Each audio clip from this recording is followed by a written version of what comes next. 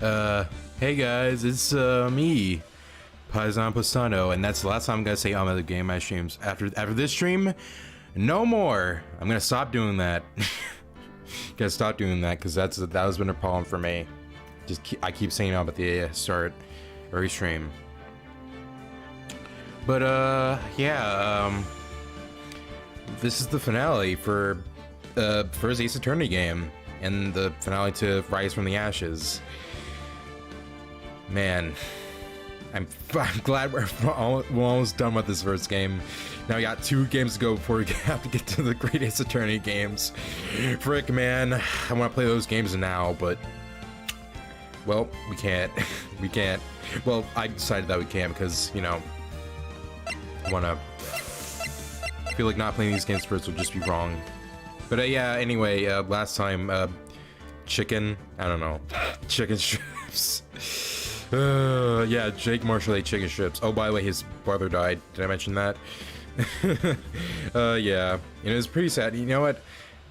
As you guys have noticed, I try not to, like, when there's like really serious moments like that, I really don't try to like have like funny moments in there. Like try to do serious voice acting, like at the end. Cause you know, I don't know. I feel like the best moments of these games are when you like try to take them like voice act them seriously. And that's what I think is fun to do. But no, it's still great to have fun, like when it's not that serious. But yeah, let's finally get into this and finish this game. I don't know if I'll be able to finish this in like 4 hours. Oh, by the way, I'm gonna use a guide not just for the trial, but also the investigation, so I can just get through this game. We'll get through this last part, because I don't know, I feel like if I don't for this, the investigation, this will be over 4 hours. I really don't want that to be the case because tomorrow's school. Well, it's a school night, and yeah. But anyway, let's get into it. February 24th, 3:12 p.m. Random collab says, "Oh my goodness." I guess I'll contact Sarah because she said she was gonna be here.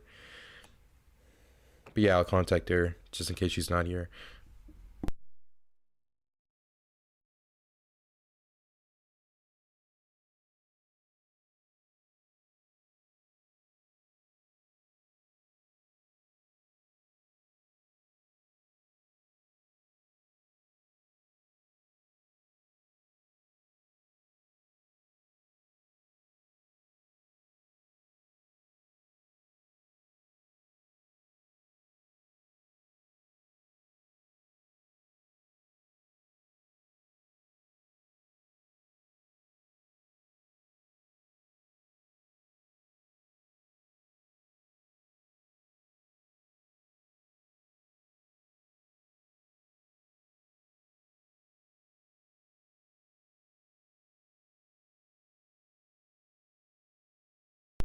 All right. Well, let's continue then. I'm gonna wait for Sarah to respond. All right, 24th. Yeah. Oh my gosh. Oh no, I need to try to do her voice again. I'm sorry. I'm so sorry, Mr. Wright. I'm sorry for what my sister said.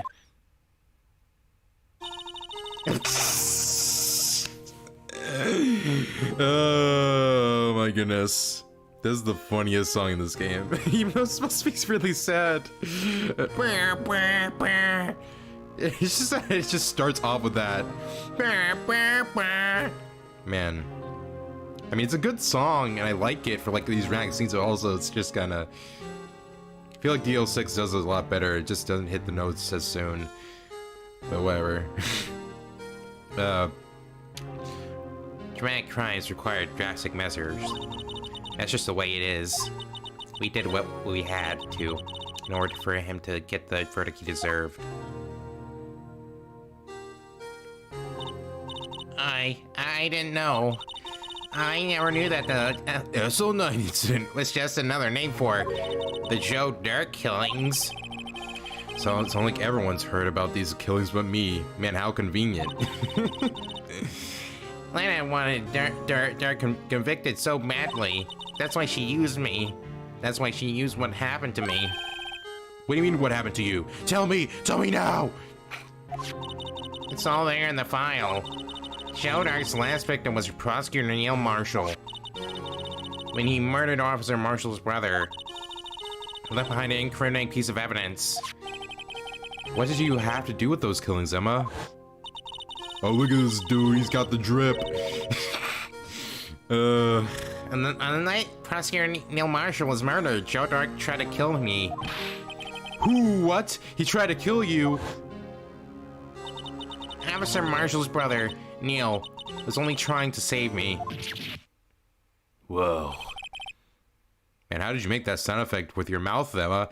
Oh, you know, I just took a sound effect mouth classes. So stupid. Anyway, so that means you... Yes. I was a witness in the Jodark trial.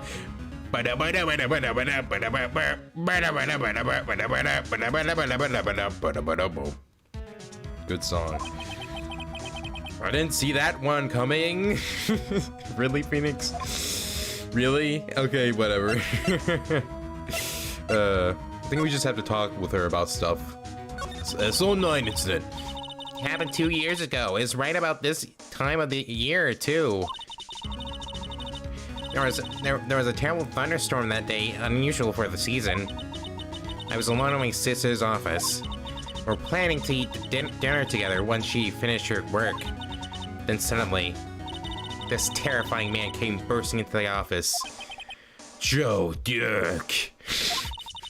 What a stupid name. It seemed like he was running from someone. He pulled out a knife and screamed at me. I didn't know what was going on. It was actually, screaming is actually kind of funny, actually. Anyway, let's talk about murder more. Just then, Prosecutor Marshall showed up. Jake Marshall's brother. Brother! What's popping? Oh, hey, Ashton. I don't even remember. Did you play this game before? I don't know, whatever. It doesn't matter. You probably don't care about spoilers. Anyway, yeah, we're at, like, the final stream, I guess. Jake Marshall's brother. Brother! Jodark tried to take me hostage. Before he could, Mr. Marshall tackled me. Whoa!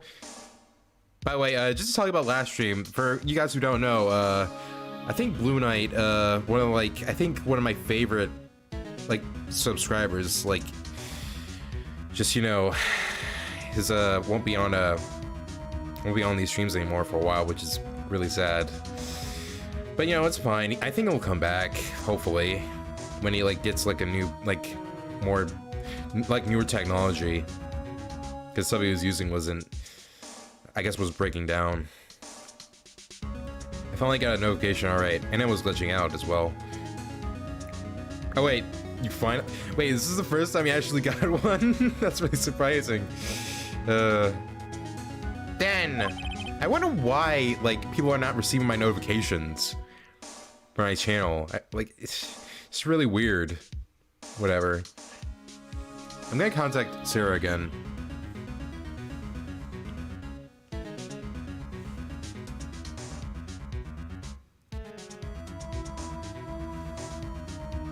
Okay, there we go. I hope... I think she's sleeping.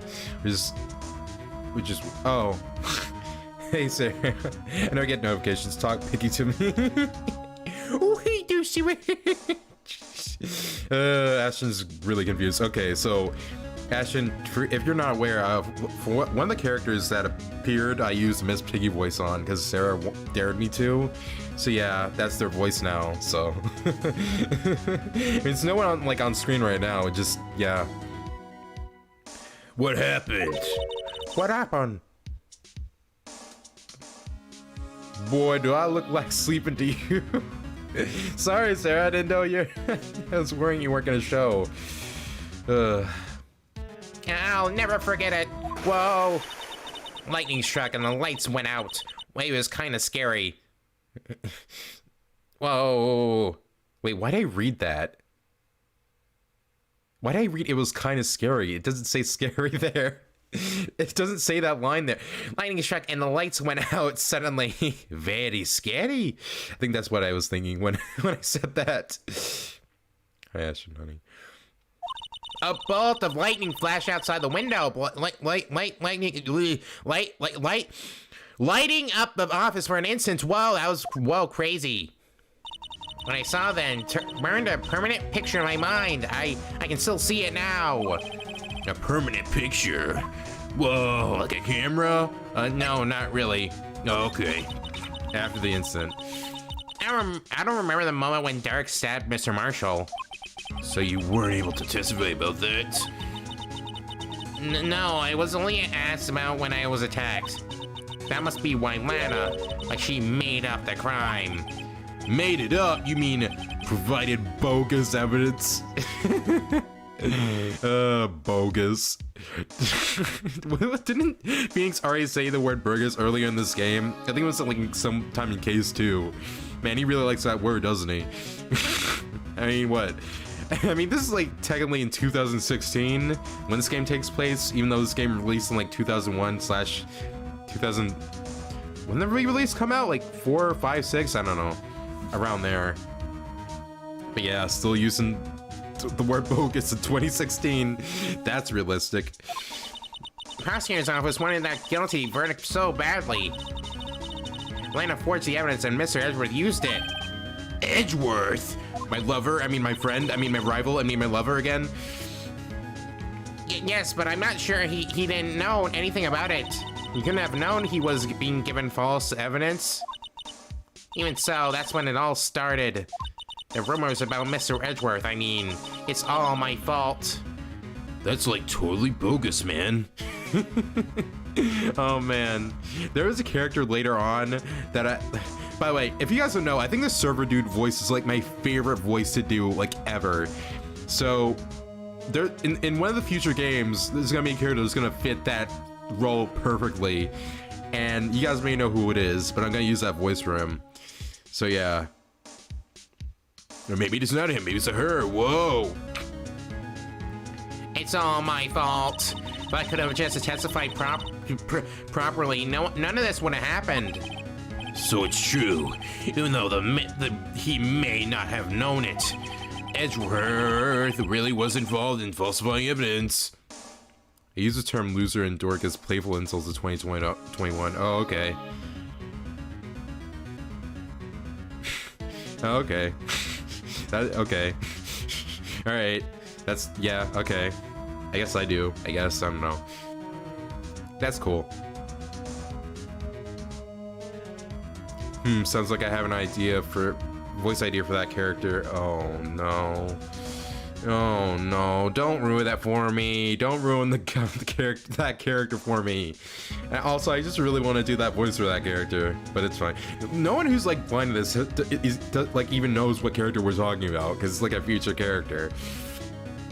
Whatever, anyway, let's continue. Edge really was involved in falsifying evidence. Whoa, that's so surprising. Not only we talked about like 10 billion times in this game. Whoa. After that case ended, Lana was never the same. She became cold like she is today. She must not been able to face up to what she did, especially not to Emma. Permanent picture. What did you see in the instant that crime occurred?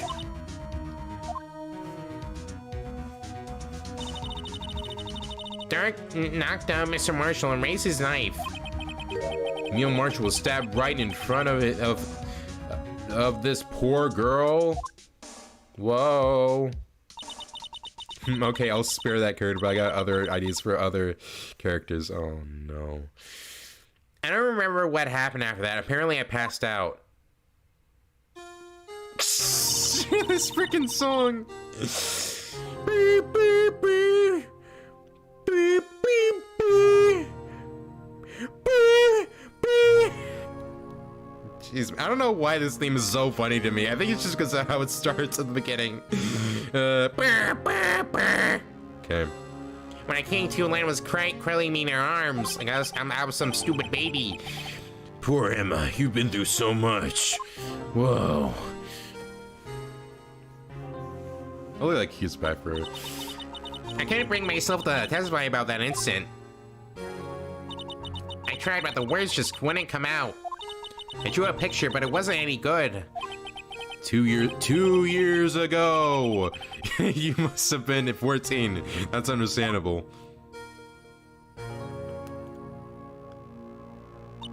like how the 2 years ago version of you and the I like how the 14-year-old version of you, Emma, and the 16-year-old version of you now is like the exact same. Like, okay, whatever. I know it's a sprite game, but still. Once it was all over, I made up my mind. I decided that when I grew up, I'd become a scientific investigator. I want to be able to fight crime with my testimonies. And find the evidence to make an airtight case. That way, Lana would never have to forge any. I see. You see? I think I'm finally starting to understand what makes him a tick. Whoa, there's still something that bothers me about that crime. Okay, something puzzling. Something that's puzzling me. Okay. What is it? You said you were in Lena's office at that time, right? That's right. Why then would a serial killer come running in there? Not only that, he was being chased by a prosecutor. Oh, there's no mystery there. You know, it's obvious. Joe Dark has been taken in for questioning that day. Taken for questioning? By the police? No, with frickin' Steel Siren. What do you mean? What do you mean, Phoenix? Of course it's the police. Of course, this happened at the police station, you dumbo. He tried to run away halfway through the interview, and he fled into my sister's office. But why did he run all the way over to your sister's office? Because the detective offices and the questioning room are right across from the elevator. That was really dumb room putting there. You got, yes. Across the elevator, that's... Whoa, Lana was the chief prosecutor, wasn't she? No, silly. Didn't I tell you, silly Phoenix? 2 years ago, Lana was a detective. She's the best in the entire force. I like how we're getting this, like, 2 days within this case. Who? What? That's news to me. After the Joe Dark case, she was transferred to the prosecutor's office and made chief prosecutor. That needs to be a detective. Dun dun dun. It's not really that surprising, but okay. I better have another talk with her. Okay. What a game. Okay. Gotta go to the detention center.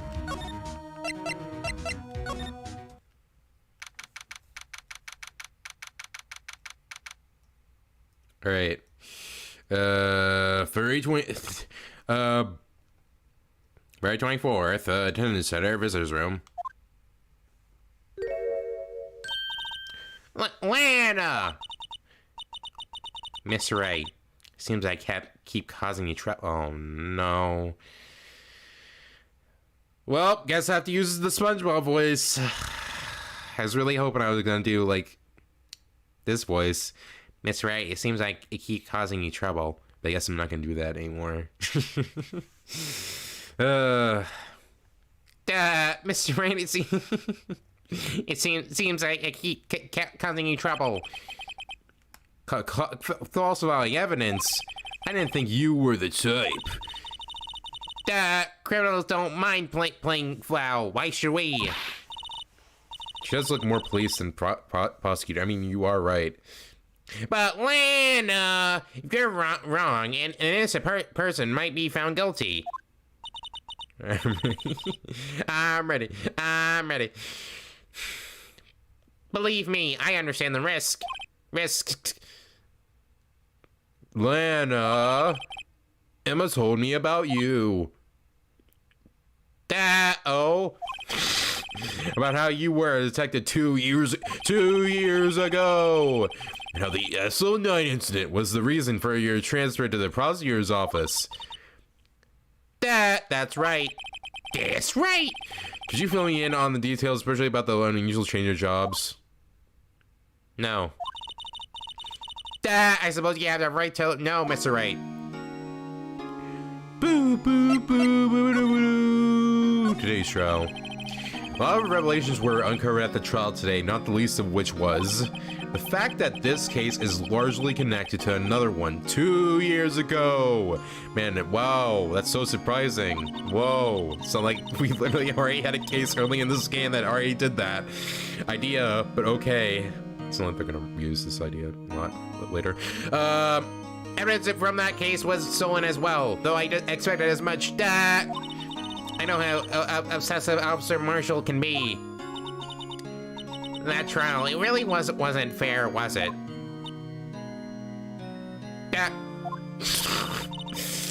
I believed in you, Lana. I believed that no matter what happened, you'd always stick to the truth. It couldn't be helped, Emma. At that trial 2 years ago, I sold my soul. Well, all drama aside, while I'm using the SpongeBob voice, the fact of the matter is, at 5:15, there was no murder at the police department. Tell me it's not true, Lana, what the witness, Miss Starr, said about you stabbing Mr. Goodman with a knife.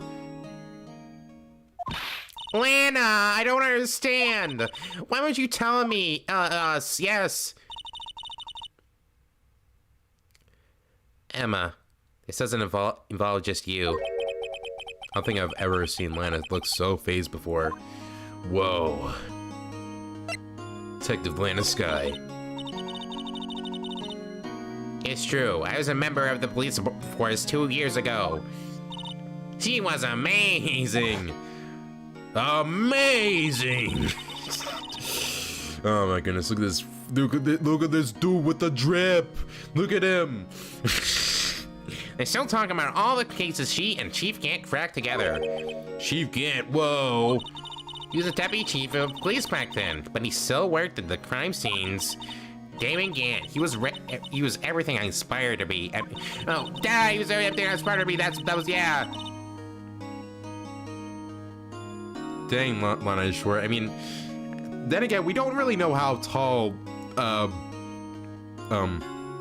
Damon Gant is either, so, you know, it's really, you know, I feel like, yeah, I don't know, he could be like frickin' 6'6" for all we know. He could just be he could just be really tall and like Lana's like average height. They were the best team ever. They solved crimes before the reports could even be filed. I really idolize her big sister. Wow. Whoa, that's so surprising. But now you're chief prosecutor. What happened? What happened?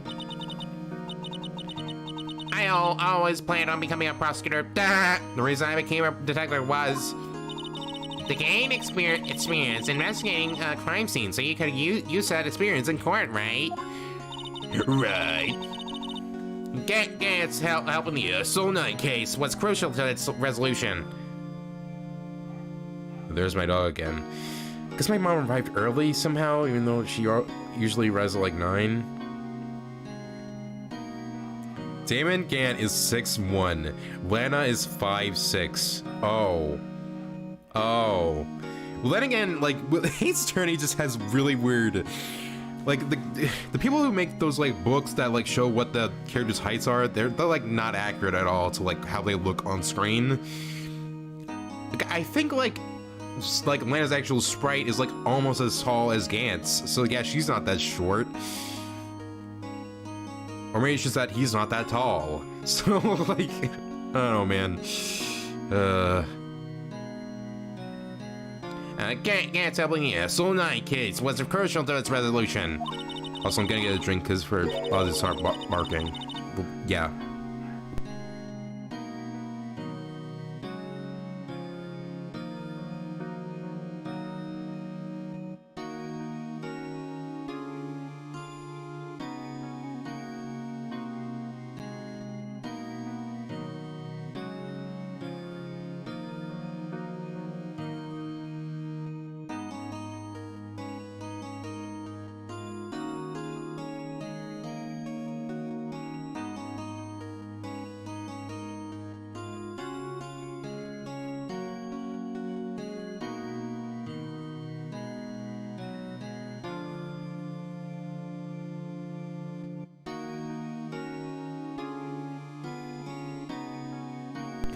Okay, my dog is still barking, so that didn't solve anything.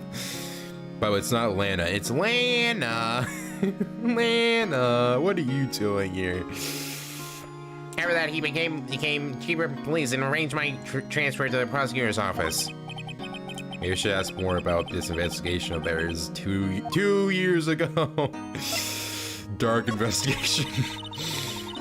2 years ago, I was second in command of the detectives investigating Dark.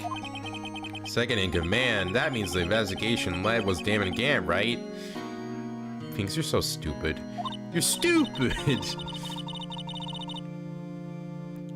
Yeah, like here, like... I'm pretty sure, like, they're almost the same height in this picture. So, like, I don't... It's freaking... Ace Attorney heights are weird. They're weird. They're, like, so inconsistent. Yes, Deputy Chief Gan and I shared the same office and the same investigations. They even had the same office. Whoa.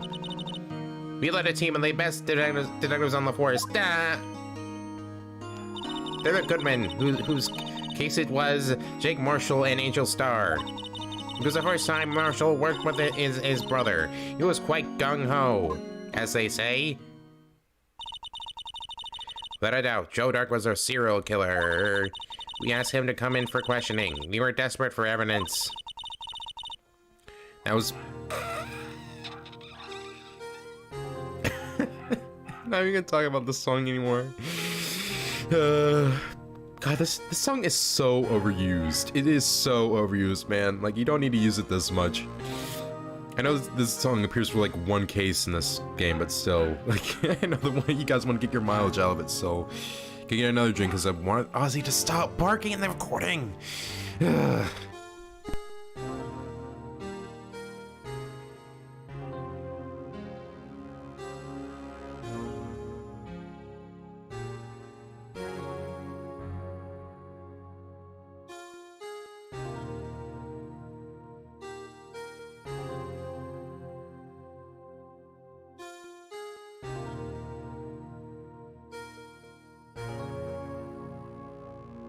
Okay, I'm back. I think Ozzy stopped barking, so let's continue. That was when his final murder took place. When he tried to murder Emma. Prosecutor Marshall was trying to save me from Dark. You see. The first person who happened upon the scene of the crime was me. Now you tell us. First one I've seen. Damn it, Well, okay, Sarah, can I just... I want to read this, like, normally for... Like, I want to read this last, like, dialogue option with her normal voice. So, yeah, I'm going to do that. Damon Gant and Neil Marshall were the ones questioning Dark that day, because I want to take some of this stuff seriously, you know? Like, with serious voice acting. I actually really like doing that kind of stuff sometimes, so, you know. The investigation was in its final stages, and Dark must have suddenly panicked. Okay, then. Thank you, Sarah. So he waited until Gant and Marshall let their guards down, then fled the room. From there, he ran straight to the office shared by Deputy Chief Gant and myself. That's where he found me. So you were the first one to run to the scene in Atlanta? It appears so. As I was filling some papers while Gant and Marshall were questioning Dark. Oh man, this this picture in HD doesn't look great. Like, you can't even see, like, Dark's eyes. Like, what? Whatever. When I turned to my office, I saw three bodies on the floor and smelled blood. 3 bodies. Prosecutor Marshall, the victim Emma, who had passed out, and the suspect, Joe Dark. During the struggle, it seems Mr. Marshall struck a final blow before he died. Joe Dark had incurred a minor concussion and lay unconscious. What did you do? To be honest, I panicked. Like in this picture. I picked up Emma, carried her out of the room, and just held her. I don't know why I said fled there. Can't blame her, after all her sister must have gone through. After that, I placed the Dark under immediate arrest. Let me get this straight. You were all involved in the SO9 incident. That's right. Quite a coincidence, I don't buy it. Well, what are you saying? There's no way everyone involved in this trial was also involved in that incident. Just by chance? But that case was solved 2 years ago. Well, this one person went to extremes because they didn't believe it was truly solved. Officer Marshall, yes, his actions came as a surprise to me as well. Ever since his brother died, he's changed completely. I guess he wasn't convinced with the ruling against Joe Dark. Life doesn't end with the closing of a case. Everyone has to live the rest of their lives with their memories. That case just might not be over yet. And was assaulted by Dark at the police department, right? Yes, in the office that Damon Gannon and I shared. The office that Mr. Gannon now occupies by himself, the chief's office. Maybe we should have a look at the chief's office, the site of the final SO9 murder. Okay.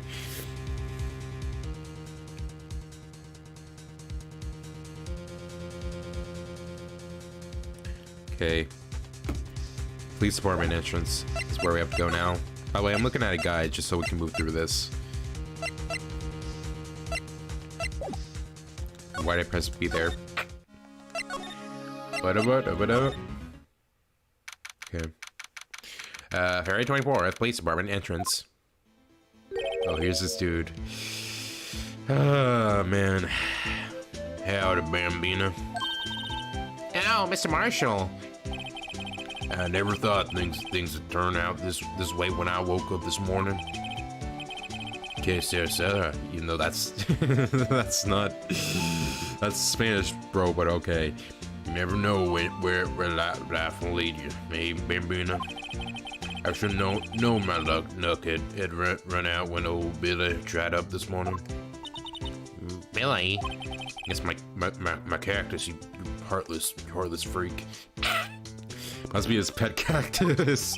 Yeah, how's your guess, Phoenix? Oh, you know, it's not like I've been there or anything. Say, where are you headed? Just over to the prosecutor's office for a little interrogation. It's a voluntary appearance, but we all know I won't be coming back. Sorry, but you can't go in the evidence room today, partner. But Mr. Marshall, why did you do it? Why do prospectors head west? I don't know, why do they? If there was a case I needed to know the truth about, it was that one. Before you turn yourself in, Mr. Marshall, would you mind telling us exactly what happened? Looks like I won't be getting to steak lunch today. For you, dude. Okay. Crimey River. Alright. Yeehaw, doggy! Oh my goodness. Dark trial. Someone was fishy about that trial from the beginning. It wasn't just me either. All of the detectives thought so. What do you mean fishy? Some of the facts reported were inconsistent with the evidence we found. For example, the murder weapon. The murder weapon? You mean that switchblade knife with a broken tip? That was Joe Dark's, all right. But in the initial autopsy report, a question was raised. A question? Blade of the knife was not a perfect match with the wound the victim sustained. What does that mean? It means there was a good chance that knife was not the murder weapon. However, in the report that was finally submitted, that possibility had been erased. But that's a Bennett's concealed forged evidence? That case has left behind scars on all of us. Scars? That's all nice that left behind? Prosecutor Marshall. I got looks, but he got the brains. He was one of the best prosecutors around. I mean, to be fair, he's not. I think you're selling your brother short, Jake. Neil's actually, he looks the same. I guess has the same looks. I don't know. Whatever, man. Whatever. And just me, detective, when it went down. It's our first case together. How old was he? Your brother? He's 27 at the time. He was awarded the highest honor that very day. The highest honor? You mean the king of prosecutors? I knew it. What are you looking at me like that for? That's an offer, prosecutor. This Marshall must have have really been close with this. Of course he. What do you mean, Phoenix? They're brothers. I mean, yeah, I guess sometimes, like, yeah, brothers siblings don't get along with each other, but like, just family members in general. But like, you don't just assume that like siblings don't get along with each other. Whatever. Yeah, that's just me. The day the Assault incident took place, that wasn't the same day, was? That's right. It's the day of the evidence transfer. Interesting. This wasn't that morning. By nightfall, there was thunder. Can't believe 2 years have gone by already. I tried to conceal the evidence so the case wouldn't die. Apparently someone tried to stop you. Now Goodman was murdered. The evidence locker was empty. Scars. There's something going on behind the scenes in that case. We all knew that later. Every detective involved in that investigation, save one, was taken care of. Miss Starr was fired and I was demoted and boxed away in the tiny room. What about Detective Goodman? If it did something to him, too, the commissioners would get suspicious. No, they were careful enough not to be too obvious. They? What are you talking about? Don't get upset, Bambino. I mean, name again and light of sky.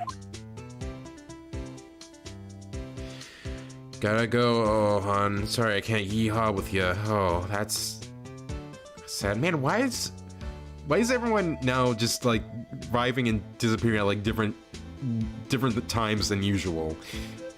Like, why for the small stream? But anyway, yeah, see you later, Sarah. I guess I'll just be here alone. I need to have someone here with me.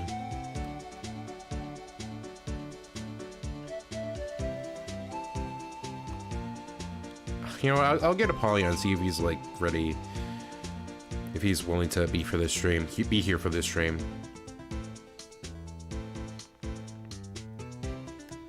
My phone battery is not. Wait, couldn't you just like charge your phone and watch it at the same time though? I feel like you can like do that unless your phone is like really old and it can't do that.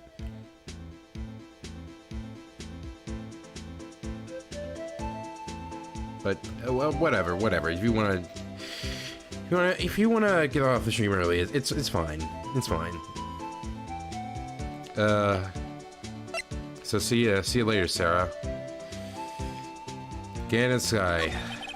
Investigation led Damon Gant and his second in command, Land of Sky. Trip. He wasn't a person on the force you hadn't heard of that duo. That case was the biggest step in both their careers. How the case ended, Lana was transferred to the prosecutor's office, right? Yeah. Damon Gant, the new chief of police, arranged for that to happen. She's never been the same since she left. Okay. Everyone who knew her said so. Chief Prosecutor Sky was totally different when she was a detective. Now that he mentions it, Emma said something like that too. Tell me, what happened to my sister? Sorry, Bambino. Her sister is too well guarded. I never found out. And a secret. This all started two years ago. Let me drink some more of my lemonade. So there you have it. That's my story. Did you enjoy it, partner? It's certainly enlightening. It's one thing for sure I found out in court today. That boy Edgeworth isn't my enemy. Do. Why play this here? This doesn't even make any sense. Why not use the DL6 theme? I feel like they already even used that theme before, right? Because it's like relating to like Edgeworth. Like, why not use that one? Whatever, it's fine. He's the one who used falsified evidence to get a guilty verdict. Someone else was the one who gave him that evidence and planned everything. That someone is Damon Gant. Don't believe me? Well, I don't blame you. I won't even be a patrolman after today. I think you only see that like specific like sprite of him where he like uses his teeth like take out like the top off a flask like that. I think there's only like 2 times where that happens. This is like the the second one. Too bad I won't be around to work with you when you become a real scientific investigator. Adios, Bambina. That's the last we see of him. Well, guess this is the last time I'm ever gonna use this voice for Ace Attorney. I mean, I don't know. Maybe and also I may use it like in other like Let's Plays. Yeah, that's the last time I use that voice for him. Yeah. Okay, where do we go next?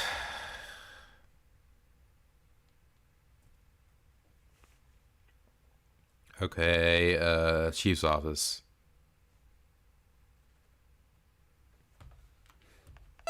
You go to Criminal Affairs Department. Mary 24th, Police Station, Criminal Affairs Department. This is always pretty empty, but today it's deserted. It must mean everyone's busy solving crimes. Oh, if you're looking for the others, they're all in the conference room.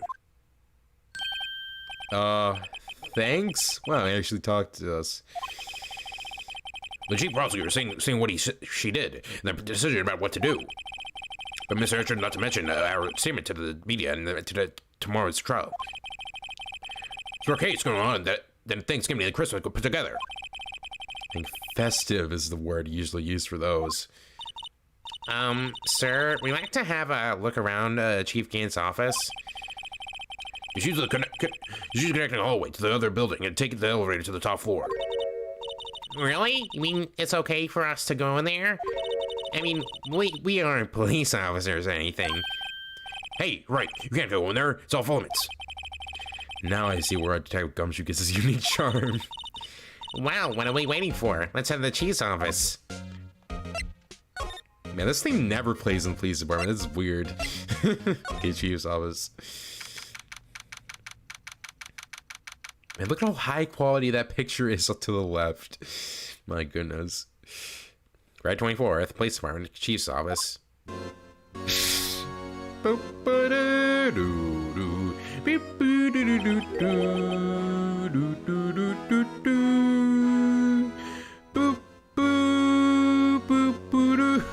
What a good song.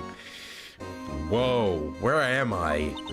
The Chief's Office, silly. At least that's what it said on the door. Check out that pipe working. That's real, isn't it? Hey, I used to take organ classes in kindergarten. Okay, this is so weird to me. Okay, so I've only heard about something like taking organ classes in kindergarten for this game. I've never heard like someone actually doing that in real life or in any other form of media. Is that an actually real thing that happens? Like, can you? Is there like, do some schools have you take organ classes in kindergarten? I don't know. It seems weird to me. But you know what I know. I'm stupid. They just call me Little Miss Spock. What a good name. I thought I was a genius until they tried teaching me notes.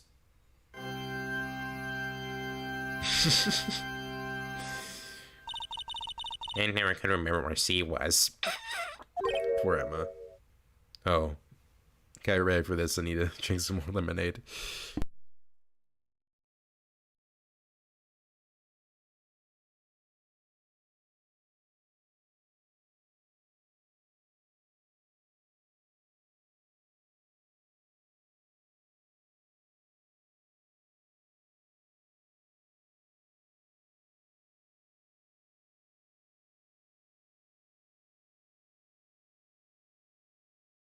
Okay, here we go.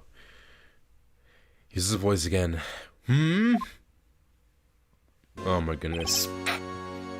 Oh, it's you two! Chief Gant! But that paper he's reading in his desk. So, Righto, have you been swimming lately? No, I haven't. I've been kind of busy lately.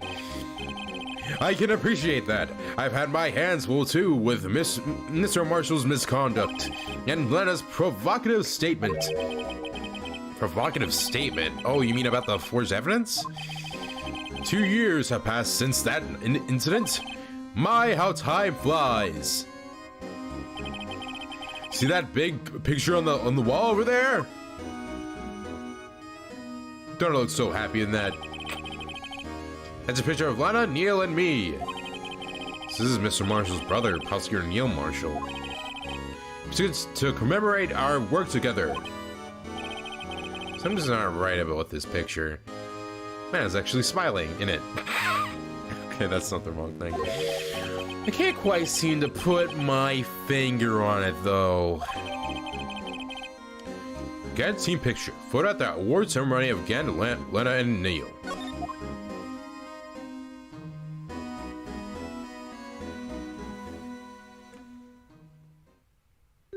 Anyway, I'd like to reminisce all day, but there are matters that need my attention.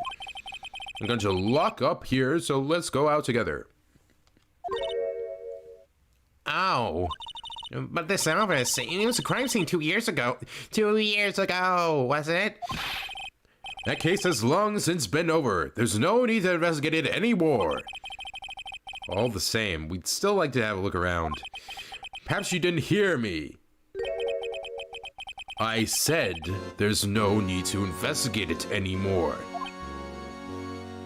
Oh my freaking goodness. Now hurry up and get out. I have a meeting to attend. What a creepy dude. I mean, it's a good creepy though, but still. It's like we aren't welcome. Seems that case isn't over with yet. It seems that case isn't over with yet after all. It seems this case isn't over yet after all. I think that's what I was saying. I don't know why they put with there. Don't know why that was there.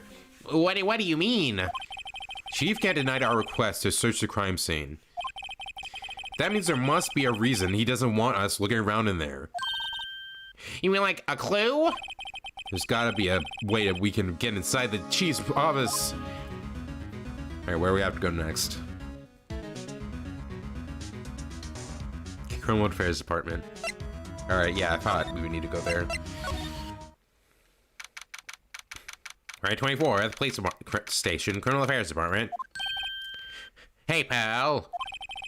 So, Gumshoe, aren't you supposed to be in a meeting? I'm, just taking a breather. My feet hurt. Oh, same, dude. I'm flat-footed like you, dude. We're staying so long? Actually, I'm serving everyone coffee. I like the type of Gumshoe's still out of the loop. Say, have either of you seen Mr. Edgeworth? Edgeworth? No. Why do you ask? He's under fire from both the police department and the prosecutor's office. It's almost like that battle's between you two in court. That sounds serious. Is it because of what my sister said? And that's basically what it all boils down to. I falsified evidence 2 years ago. Now Mr. Edgeworth has the whole world after his blood. Yikes. Wow. Alright, Edgeworth's crisis. Why would Edgeworth be blamed? It's not like he knew the evidence was forged. This guy is a guilty party here, isn't she? No, you dumbo. Regardless, prosecutor says regardless for the evidence that they present in court. Not only that, as you know, there have been a lot of rumors going around about Mr. Edgeworth. And also about him wagging his finger. Oh, yes, I do wag my finger. His amazing talent as a prosecutor kept him safe from those who don't like him. But now with this, are there really so many people who hate him?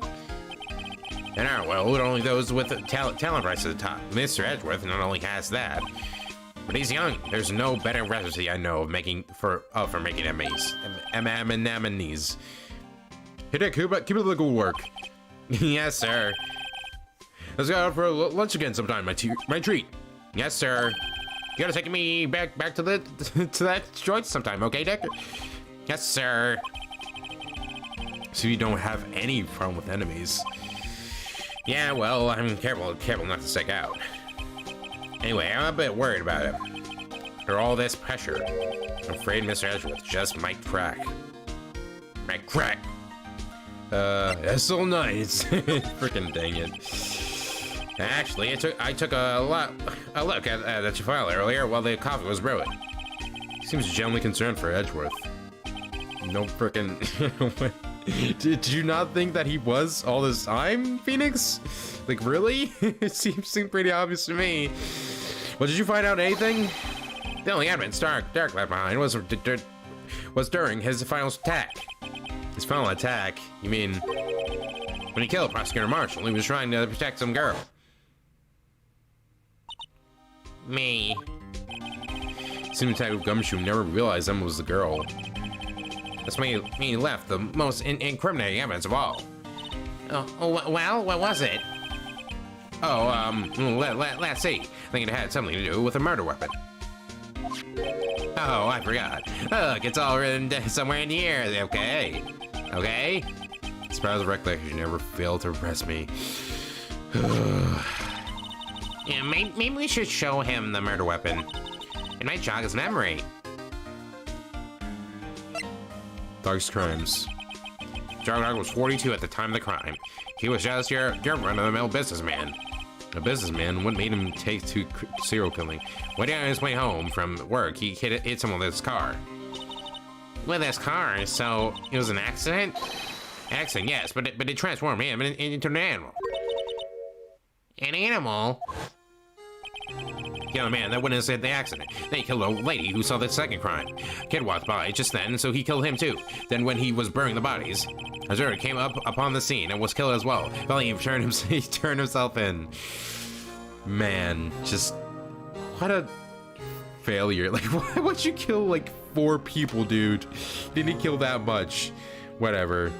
I get you didn't want to be found out or whatever, but I feel like killing 1 person is better than just killing 4. But whatever. The killing is still bad though, I just want to say that. I mean, that's obvious, but yeah. Seems he was pretty careless animal. Of course, this is all conjecture. There wasn't a single shred of evidence. So he turned himself in? Yes, but in the middle of his questioning, he fled and murdered his final victim, Prosecutor Marshall. The crime was witnessed by someone, too, but luckily, Dark, was arrested on the spot. You know, I'm gonna message Sarah, message her, and, that, when her phone is, fully charged, that, she comes back on the stream. Because, yeah, this stream's gonna be lonely without anyone here. Like, really? Like, why now? Why this stream specifically? Whatever. Let me just text her real quick.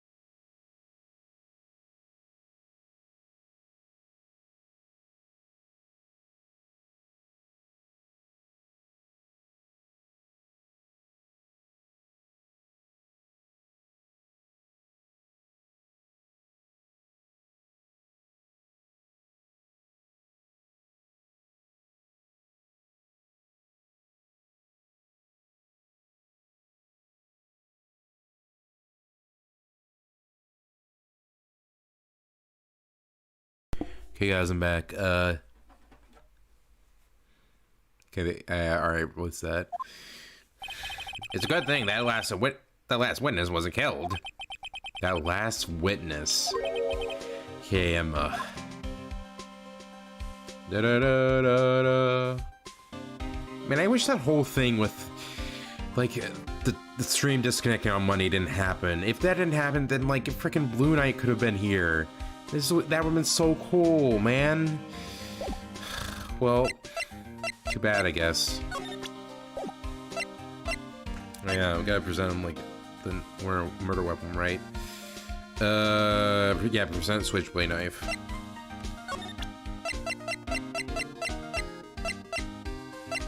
There we go. About this. Hey, is that? It has a tag attached to it with the label SO9 incident on it. I believe this would be the broken murder weapon you were speaking of. What are you doing with that? What are you doing with that? Ever since that case was closed, that knife's been locked away in a locker. On the day Goodman was murdered, this suddenly disappeared from the locker. It was found in Mr. Edgeworth's car muffler. That's it. Now I remember what that incriminating piece of evidence was. They showed me that knife. It all came back to me. Jeez, dude. But what is it, Detective? Quick, before you forget again. Alright. Murder weapon. This knife, it was Joe Dark's, wasn't it? That's right. He tracked it back to the store he bought it at. Plus, it had his fingerprints on it, too. But no one was actually witnessed him using it to murder anyone, right? That's where his luck ran out. We'll take a good look at the knife. You'll see it's broken. You don't have to take a good look to notice that. I can see that with my eyes, dude. Yeah, well, anyway, guess where the broken off tip of the knife was found. That's what did him in. Oh, where was it? The victim, Neil Marshall, was carrying it inside his own body. It is found deep inside the stab wound. Did it match Dark's knife? You bet, down to the last fiber. That's pretty conclusive. Neil's autopsy report. Stabbed in the back, died from punctured heart and lung. A knife tip was in the wound. Switchblade knife. The broken tip was found in the victim's body, belonging to the murderer, Joe Dark. Well, there you have it in a nutshell. That's all I know. Can I ask you one more thing? What is it? If it's money you need, you should ask Chief Gant. It's not money, but it does concern the chief. His office is a crime scene, right? It's where Prosecutor Neil Marshall was murdered. The chief's out now and his office is locked. But we like to have a look around if that's okay. Well, any detective's ID card can unlock the door. What? Really? If I let a civilian in there, I'd be charged with breach of trust. Breach of trust? Simply put, we can't. Oh. Sorry, pal. I don't plan on getting fired because of you. How about this ID card? It was Detective Goodman's. That won't work either. The data was deleted the day he died. Oh. So in other words, Gumshoe is our only chance of getting into that office. Ooh boy. I wonder if there's something we could show him that would make him change his mind. Okay, what do we have to do next? Okay, okay, move to High Prosecutor's office, okay.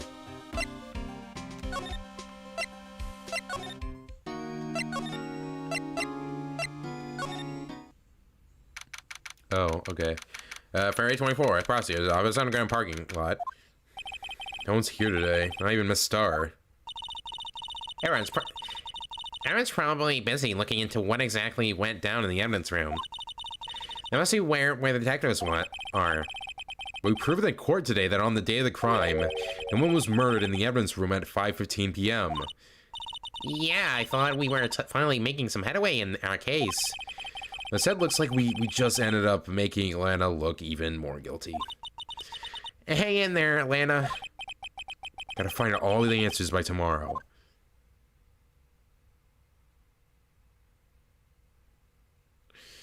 Alright, the prosecutor's office.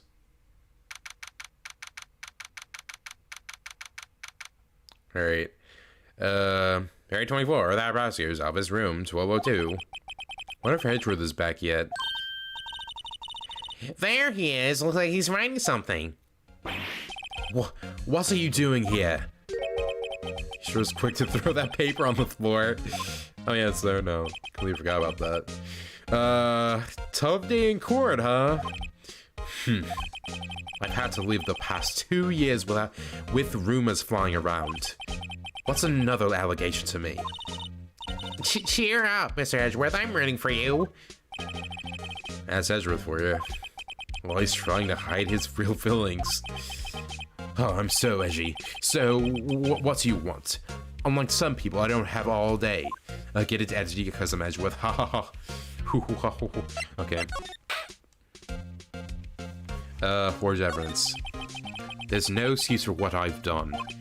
2 years ago, I used false evidence to obtain a guilty verdict. That's what it all breaks down to, and nothing I do can erase that fact. But you didn't know, did you? I mean that the evidence was falsified? The police department and the prosecutor's office share a bond of trust. If that bond is broken, we stand to lose everything. Police department's error is my error. My responsibility as a prosecutor in charge. That fact remains the same no matter what excuses I might have. Mr. Edgeworth. I take pride in my work. So tell me why. Tell me why. Tell me why. Why has this all come to this? Even Edgeworth can't keep this kind of emotion bottled up. Tomorrow's trial. Are you up for the trial tomorrow? First last trial, yes trial, and now this one. So all you do is worry about me. To be honest, you're getting on my nerves. But Mr. Edgeworth, you can't just walk out on the trial. Tomorrow is the last day. It's too late to change prosecutors. I'll bet that's what my superiors are banking on. I never thought that case would come back to haunt me like this. What do you mean? The list of evidence seems too short. Most lists run twice as long. It's only half as long as the most list. That is odd. Maybe the player who's playing this right now should note that for later. Whoa! After Neil Marshall was murdered, I became prosecutor for that case. I may have been part of the investigation, but I knew what I had to do. Use the evidence I was given to prove the suspect guilty. That was really the only thing on my mind at the time.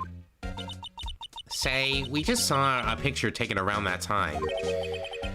That picture, something seems strange about it. Okay, the day of the crime. Can you tell us again about what happened that day? The day Detective Goodman was murdered? You were participating in a ceremony at the station, right?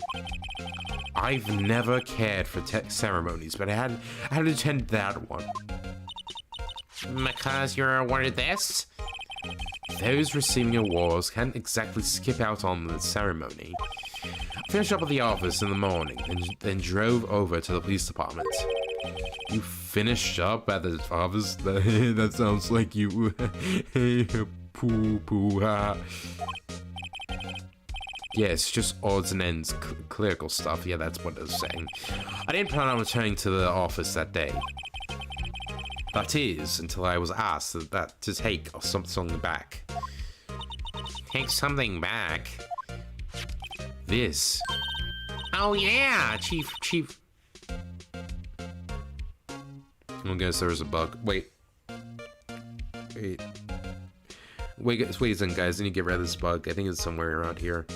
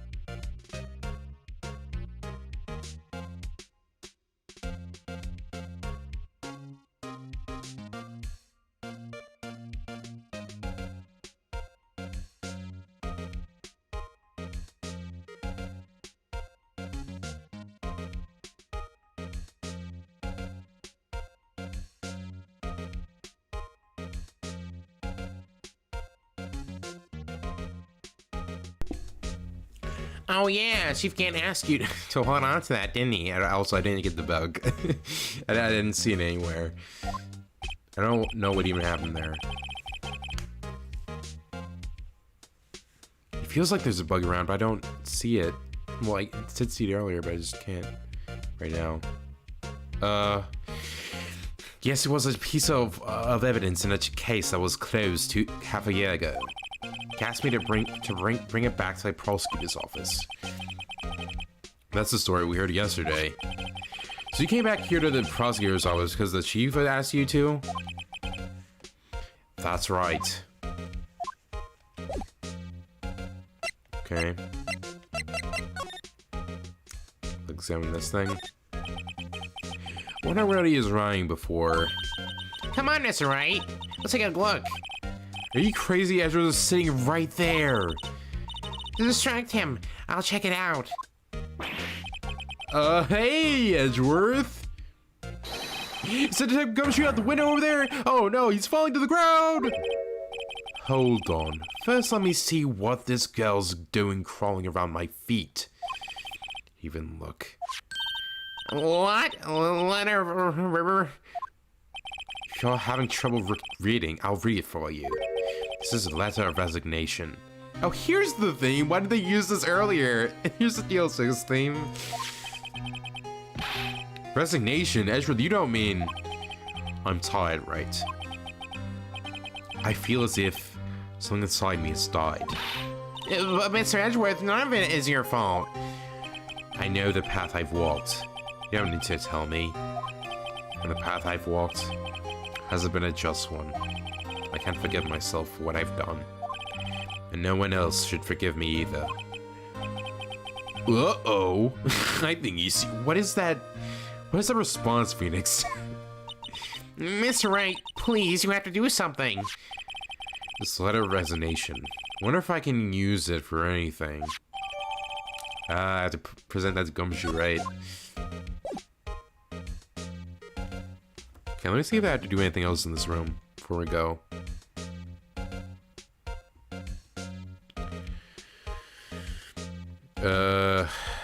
Okay, Oh, I have to present the Gantt team picture, alright.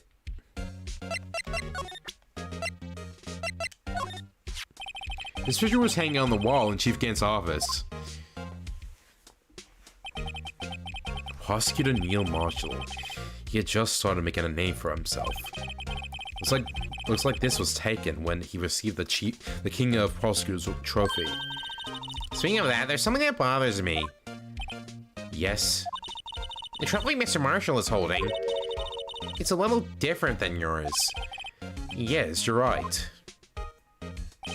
Ah, I remember now. Remember what? That was what the official prosecutor's trophy looked like until 2 years ago. The story behind its design. Sorry. Sounds interesting. Would you mind telling it to us? It's simple, really. Contradiction. That's what the war is based on. The robot. No one's gonna even know what that's referencing. This award originates from an ancient Chinese legend, a tale. In Chinese, the word contradiction is written with 2 characters. The first means halberd, and the second means shield. Have you heard this story? Me? Oh, sure. Everyone knows that. Why don't you tell it though for Emma's sake? Hey! Very well. Stupid idiots. Man, look at this old art. I was like how they're playing the cross-examination music for this. like Edgeworth is testifying. Long ago in the kingdom of Chu, there was an arms merchant. One day he presented the king with 2 items. The first was a halberd and claimed could slice through any shield or armor. The second was a shield he claimed could withstand any weapon. Wait a minute. Objection! Those claims contradict each other! Very perceptive. Then again, you've had this story before, right? I like how sometimes Phoenix is like, does this lawyer stuff like outside of the court. It's freaking hilarious when this happens. This happened in like case 4 too with Larry. Anyway, as you mentioned, the vague descriptions of these items discredit them both. When the king pointed this out, the merchant was left speechless. And thus a Chinese word for contradiction was born. I wonder if that's even true, like, if halberd shield in Chinese actually combined is, like, contradiction. I don't know.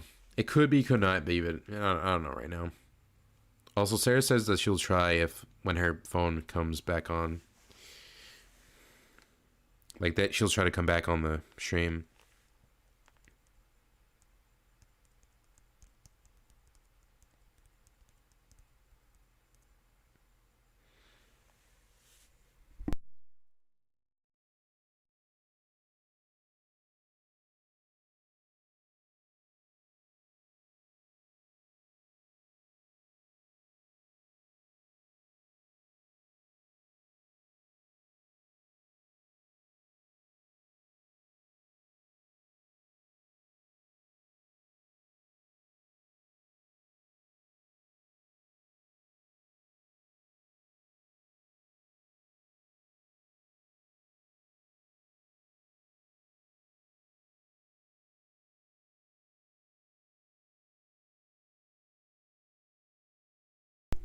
Okay, guys, I'm back. I was just getting a drink of lemonade, too.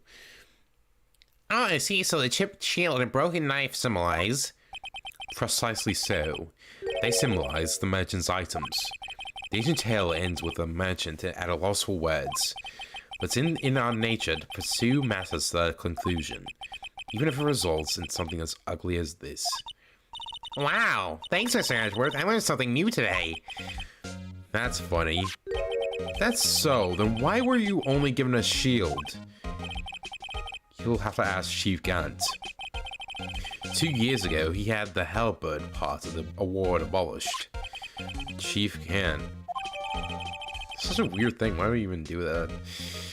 Chief Prosecutor's trophy. 2 years ago, the halberd was removed at Gant's behest, giving it its current form. All right.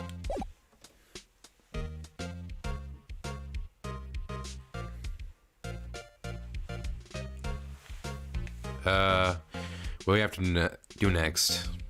Okay, okay, move to underground parking lot. February 24th, prosecutor's office, underground parking lot. Excuse me. I haven't done her voice in a bit. Would either of you care for a quarter pound of roast beef?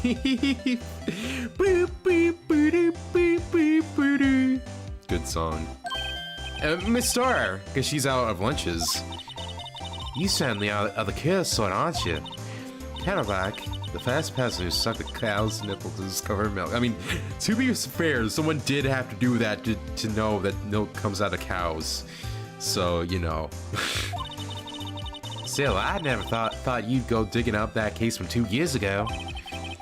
Everyone in this trial was involved in the Solnine incident. Not only that, but the murder occurred on the very day the evidence from that case was due for transferal. This can't all be attributed to mere coincidence. I should forget something. You know, that little scene I happened to witness. The instant Lana stabbed Tim Goodwin with a knife. No matter how much of the past you dig up, it won't change what I saw. Roast beef is meant to be savored when eaten.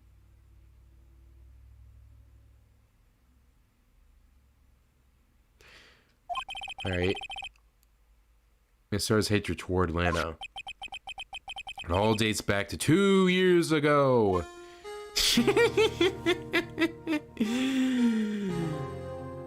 Whoo, boy. Okay, we gotta get another drink, and then we'll continue. I'll let you guys listen to this.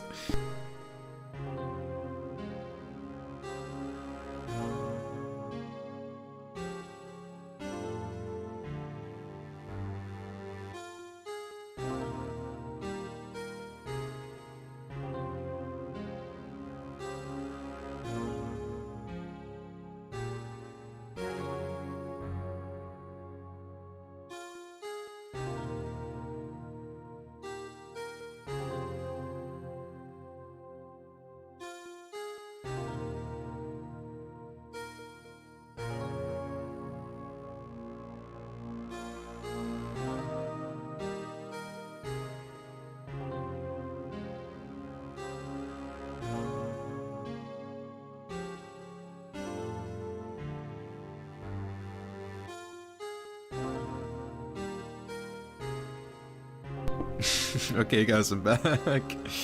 Oh my goodness, this song. Dark Investigation. Joe Doc, that's a name I'll not soon forget. He trailed him for half a year. Oh, the pressure. So I don't think I was even more alive than I was then. Those days were steamier than a bowl of hot gravy. See, that's why I think she has like a southern voice, because she says stuff like that. I know, it just kind of fits with like with that voice, what she says. Poor Jake Marshall, though must have been going through hell. You mean because of his brother's death? They're close, those two. After Neil died, someone took over Jake. He became obsessed. Seeing Jake like that made her all the more desperate. Her, Lana Sky, my sister. The best of the best would put on that Ursula 9 case. Of course, they were led by that legendary duo. Like, I've seen this flashback like a billion times. We've only seen it like first during this stream. Lana and Chief Gant. After case closed. That legendary pair was the reason we were able to keep up our investigation. That's why we were so shocked over how it turned out. You mean with the forging of the evidence? Don't get me wrong, Jodak got what he deserved. Still, it was obvious that the evidence produced in court was being manipulated. Items our team never found would suddenly appear, while other items were kept secret. But you don't have proof anything illegal was done. I'm proof enough of what happened. In that case, all of us save Goodman were relieved of our duties. Most without even so much as an explanation. Then Lana Scott transferred to the prosecutor's office, became chief prosecutor. Lana always wanted to be a prosecutor. None's quite as simple as it appears. Huh? Lana Scott was merely being used as a pawn. That's my take on the matter. She's being used?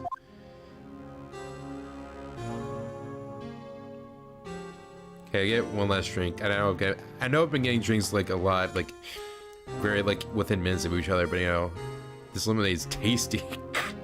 But yeah, I'll see you guys in like a few seconds.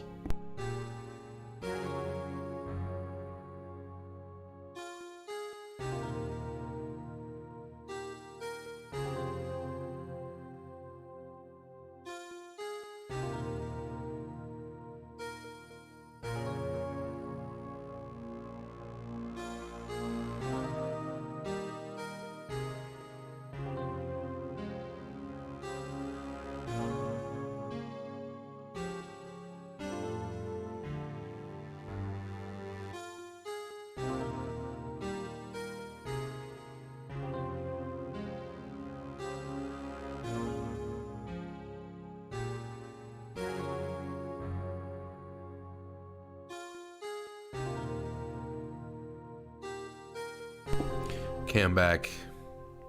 Visionary duo. Them Gant and Lana Sky. Gant led the investigation with Lana second in command. They were the best. They solved all kinds of cases together, didn't they? Damon Gant's magnetism in particular was almost unreal. His magnetism? That sounds really sexual for some reason. Oh, get your mind out of the gutter. By that I mean his ability to attract evidence. Oh, I get it. I see now. See, he produced the most incredible evidence in the cases he handled. Incredible evidence? You mean? Oh yes, there were rumors about him even back then. No one dared confront him though. Take it she's talking about forged evidence.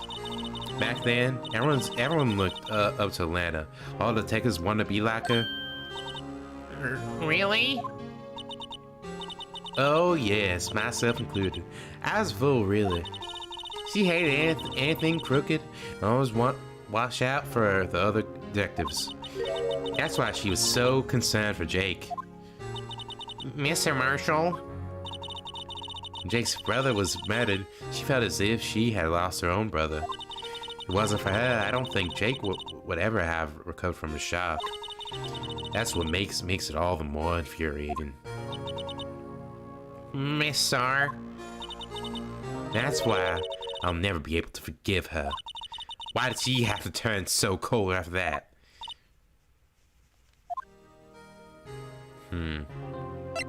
Being used. Lana transferred to the prosecutor's office 2 years ago, didn't she? Yes, thanks to the Chief Gant's powerful influence. Chief? Yeah, did I stutter? That's right, I haven't solved the Soul 9 case. His position as chief was secured. There was only one thing left for him to control, and then no one could stand in his way. I'm doing a dramatic hand flip. Prosecutor's office. Who? What? You mean that's why Lana was transferred? If he could control the chief prosecutor, he could control the prosecutor's office. That must have been his goal all along. But how could he control Lana? I don't know. One thing's for sure. Ever since that case ended, she's never been the same. It's only logical to conclude there must have been a reason for her change. At last. We're finally getting close to the bottom of this ugly mess. Thank you, Miss Star. You listen to me, rookie. Takes more than just ingredients to create fine cuisine. I hope you turn out to be a better chef than I've been. Well, that's a great line.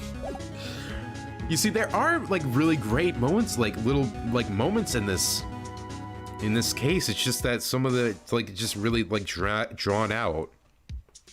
You know, like it just feels like this case should have been like shorter. Like it didn't need to be this long. I mean, the game was already long enough. It's like a visual novel with the 4 cases before. So yeah, I wouldn't find this being a bit shorter. But whatever. Longer means better, right?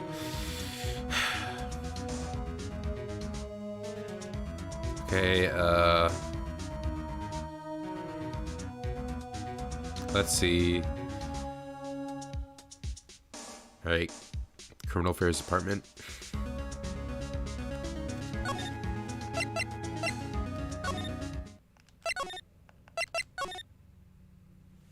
Okay, February 24th, police station, Criminal Affairs Department. Oh, you're back. you're still here? I gotta make 150 copies of these files. Bring coffee, copying files. I'm turning into a real regular DJ. You're a DJ as well? If I'm not mistaken, I think he means desk jockey. Oh. Oh, that DJ! From Total Drama Island. No, not that DJ either. So stupid. I gotta admire your persistency, but my answer's still no. I'm not letting you in she's out of this period. You'll be my neck on the line. The office is the last crime scene of the Assault 9 incident. Let's take a look in there. There's gotta be something we can do to make the detective change his mind. Oh yeah, isn't that we have to like present him the thing that Edgeworth had? What's this scribbled out piece of paper? No way! Miss Edgeworth can't be serious. Is he ever not serious? Yeah, seriously. I can't believe they pushed him this far. Miss Edgeworth really feels responsible. When I first met him, I thought he was as cold as ice too. But I know different now. He trusted us detectives to provide him with sound evidence. We betrayed him. Detective. That's it. I've made up my mind. But Here, take my ID card. We can't do that if someone found out. They wouldn't let you off the hook with another lost time report. Look at me. So secret, I'm already out of the loop. After all, I'm friends with Mr. Edgeworth. Depending on how this case turns out, it may already be as good as terminated. What? So at least let me do this. For Mr. Edgeworth's sake. All right, detective. Thank you. Man, what a... Man, I love these dramatic scenes so much. I just love what, like, voice acting, like, very dramatic scenes, because I rarely do it, man. It's just great. It's a really great feeling. Gumshoe's ID, a police department ID card, allows access to areas of the PD open to detectives. Okay, do we have to go to the... Yeah, chief's office.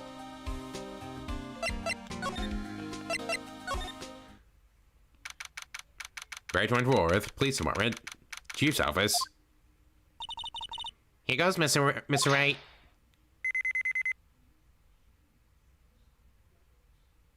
There we go. Okay.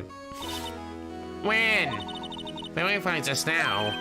Him Gumshoe's a goner. If that happens, I'm counting on you to bail me out. Eek! Yeah!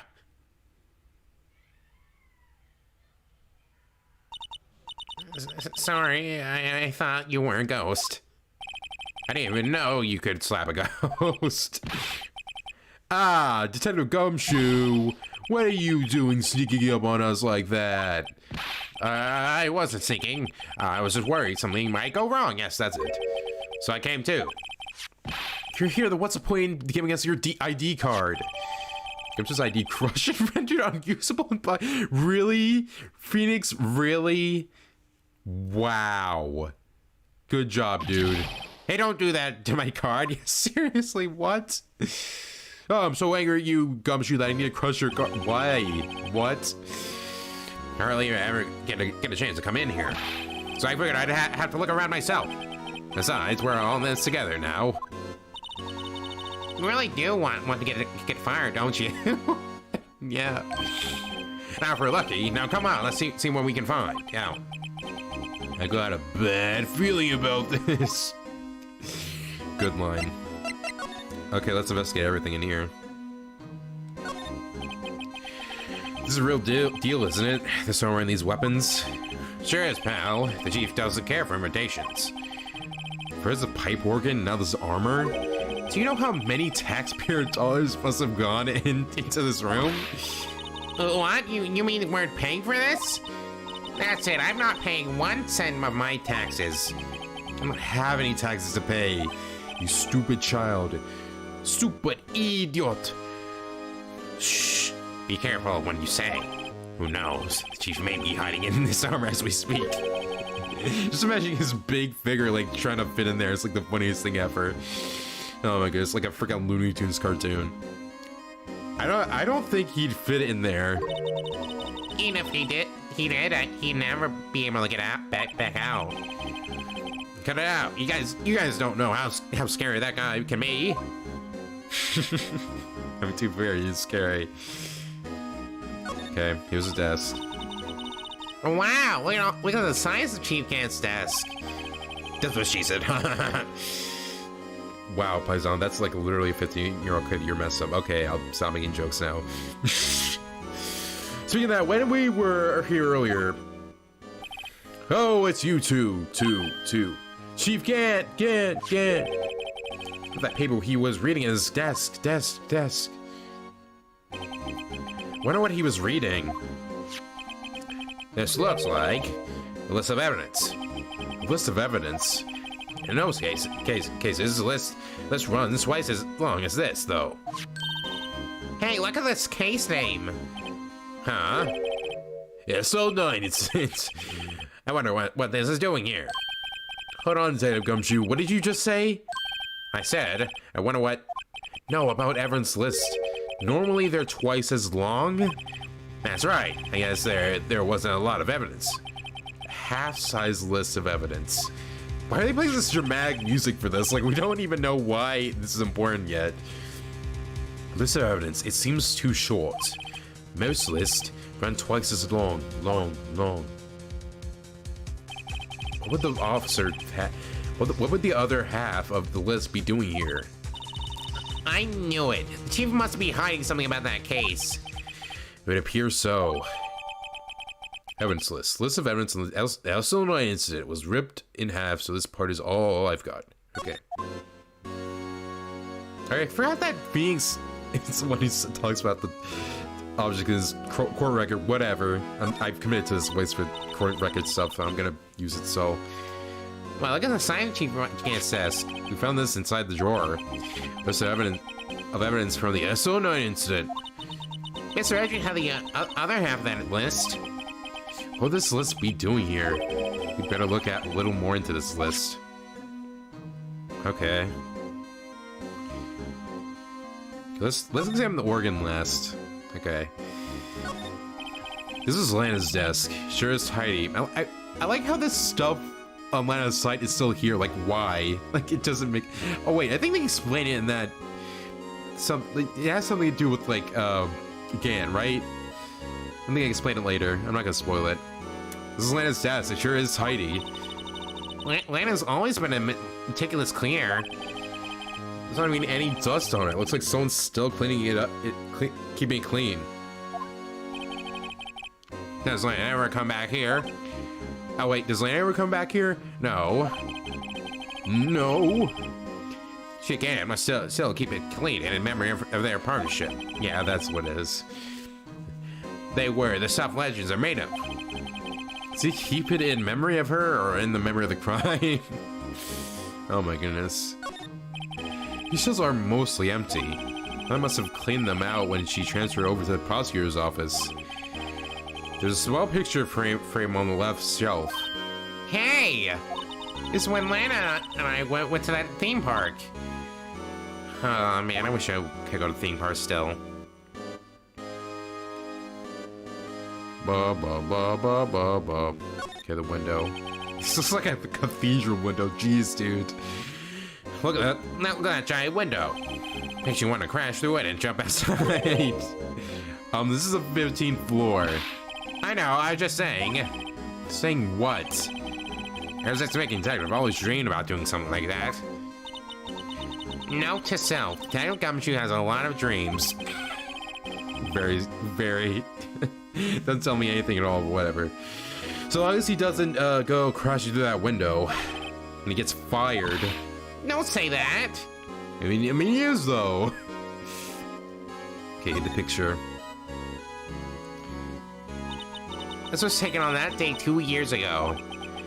Today, Joe Dark ran out of the questioning room and tried to kill Lana. Why would he keep this picture of that day? Like, why? And receiving his reward trophy, Mr. Marshall took a picture here. Then went along with Chief Gant to question Dark. I bet he never knew he'd be dead just a few hours later. A few seconds later?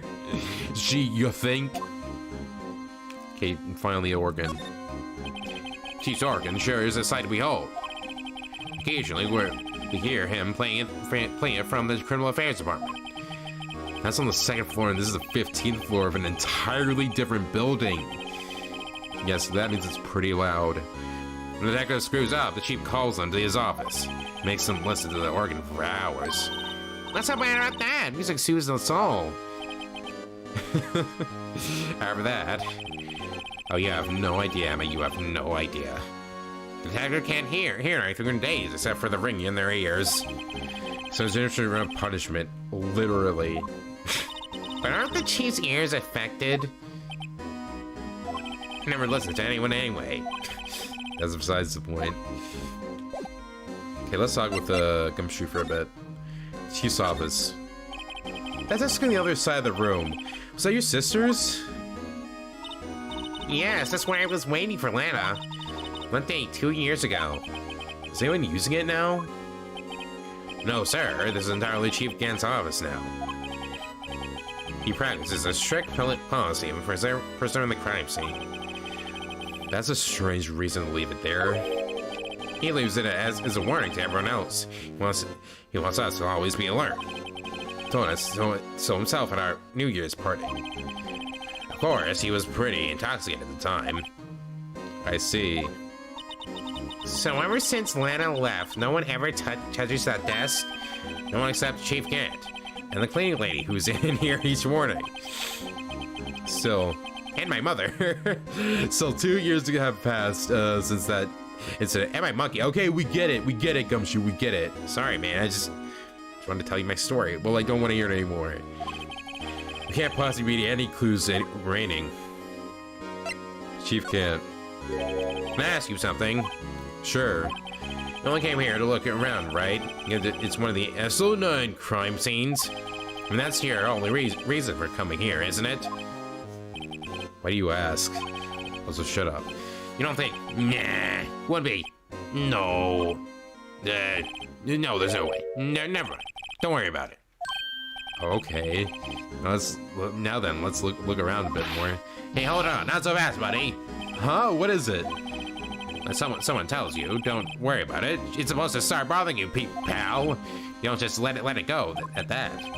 Sorry. This guy's starting to get on my nerves. Same. Probably just because of how long I'm doing this voice for him. Okay, so what's bothering you? You two don't think. Chief Gant might be a suspect, No. No, you don't think. Well, what do you mean?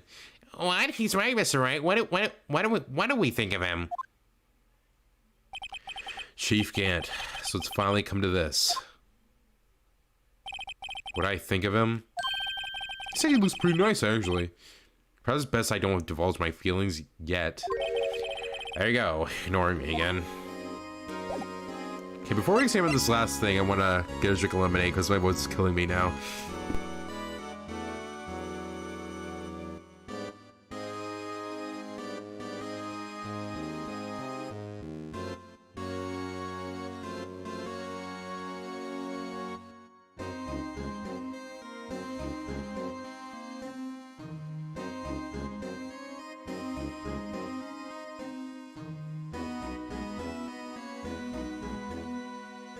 Alright. Let's examine the last thing. This is safe, isn't it? Safe? That word is ripe with intrigue. Okay, if you say so. Looks like a code needs to be entered in this panel to open it. Alright, a 7-digit number. I think I just might know what it is. Input number. Yeah, I know what it is too. You know what it is? Yes, I know what it is. Do you know what it is? Okay, I know what it is. I have a hunch. Oh, I know. You want to try my birthday? It's...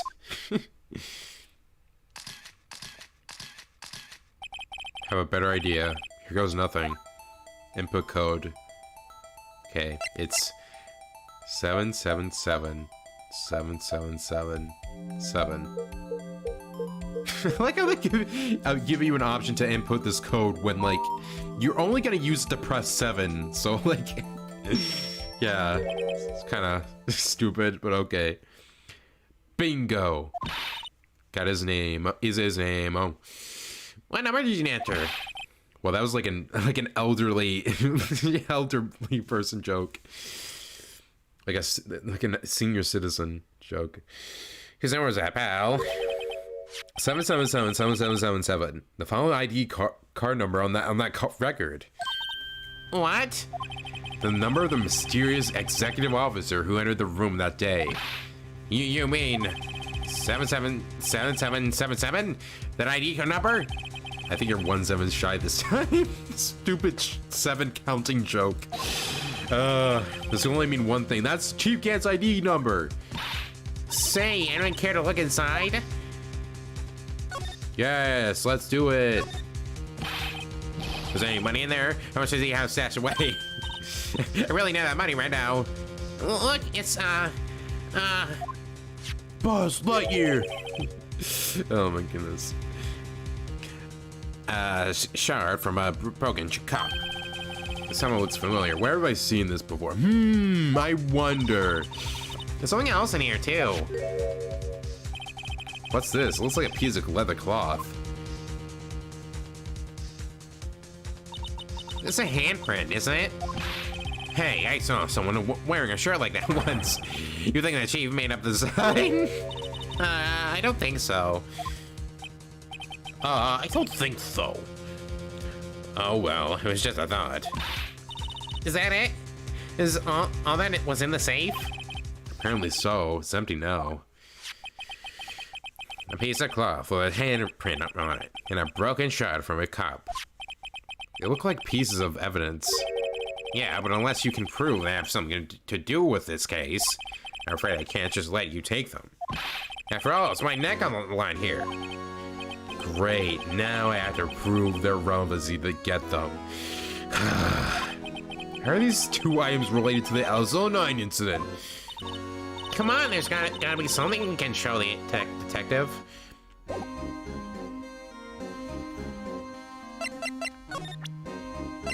Okay, yeah, we gotta show the unstable jar. I don't even have to look at the guide for this. Dev Gumshoe, could you have another look at this jar? I think jar has to be one of the funniest words to me. I don't know why I'm saying this now. Jar. It's great. Also, it's so weird to me how it's like showing cracks with the only like listing part missing for that thing, but everywhere else is just doesn't have cracks in it. That doesn't really make any sense because I feel like there would still be cracks in it, but okay. I remember when the three of us put that back together. That was what a day. That was literally yesterday, dude. It's kind of early to be nostalgic. Yeah. Was this jar a piece of evidence from that case? That's right. That's right. One of those jars had an SO9 incident sticker on it. Wait, there's a sticker for the SO9? Oh wait, no, I guess it's just like a type thing. Okay, I thought it was like a commemorative sticker. Like actually, that was like merchandise for it. The SO9 incident. That would messed up. Does this ring any bells? You know, that fragment we just found? You mean this one? You mean this one? That was in the safe? Yes, that one. That was in the safe. Now that you mention it, it's ringing a lot of bells. Let's see if it fits. Some fragments. Here, let me see a shot. I'll take a crack at this one. Go ahead, pal. Show us what a rookie can do. Miss Wright, here's some glue. I can piece this together again. Approved Chief Gant was knowingly hiding evidence. Here goes. I thought I was gonna say nothing, but okay. Why in this, like, why do they even let you do this again? Like, for like one piece, whatever. There, it fits like a charm. That of course means Chief Cat willingly and knowingly hid a piece of the jar, this jar in his safe. Wow. In other words, he concealed a piece of evidence from the SO9 incident. But hey guys, get a load of this. What is it? This piece that you just attached, different from the others.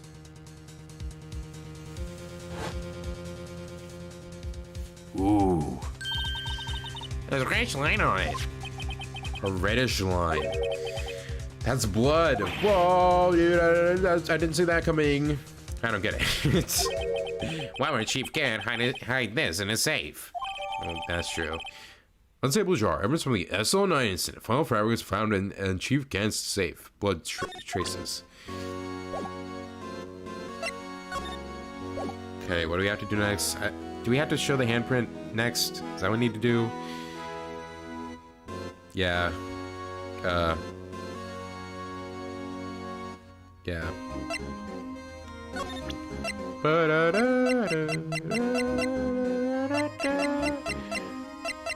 Okay, there we go. There it is. Dev Gumshoe, I'd like you to have a look at this. Hey, I know what that is. So you want to take some fingerprints? That's a great idea, detective. Alright, go to town. Sheesh. What are you doing? Why are you sticking out your hand like that? Go ahead, take my fingerprints.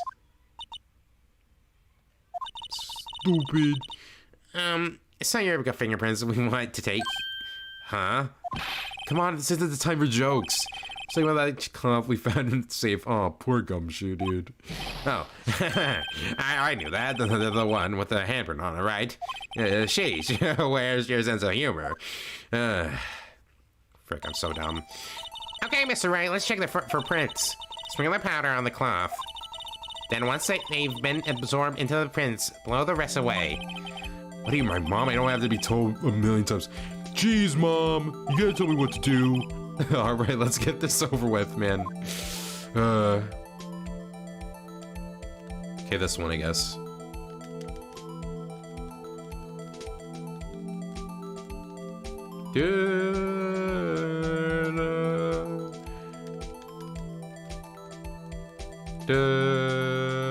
Okay, almost got it.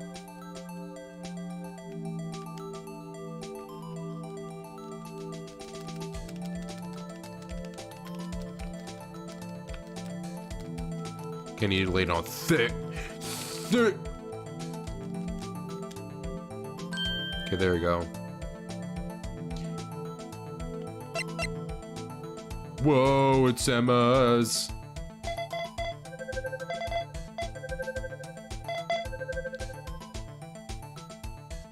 Well, actually, some parts of it don't match, but whatever, it's fine. It's the same. No, how can this be? I guess in like the original version, I guess they matched more, but because they had to upscale stuff, for some reason that they look different, like slightly. What are Emma's fingerprints doing here? Hey, you found a match. Whose fingerprints were they? Huh? Oh, it seems the prints are too old. They aren't clear enough to get a match. Oh, that's too bad. I thought they'd be Dark's prints. Where were you even looking when Wright was doing this, Emma? Were you just like looking out the window? Like, how did you not see whose prints it was? Whatever. Psh, hey, you, over here. Yes? What's going on here? What are kid's prints doing inside the chief's safe? Don't ask me. Let's just keep this information from Emma for now. Here, maybe you should hold on to this. Okay, piece of cloth found in Chief Gant's safe, evidence for something. But what? But what? Bears Emma Sky's prints. Well, was I any help? Of course. Thanks to your ID card, we were able to get some hard evidence. Now that's not very kind, is it? In other words, if it wasn't for his ID card, he would have been useless. Isn't that right, you and the goat? Eek! Chief Gant!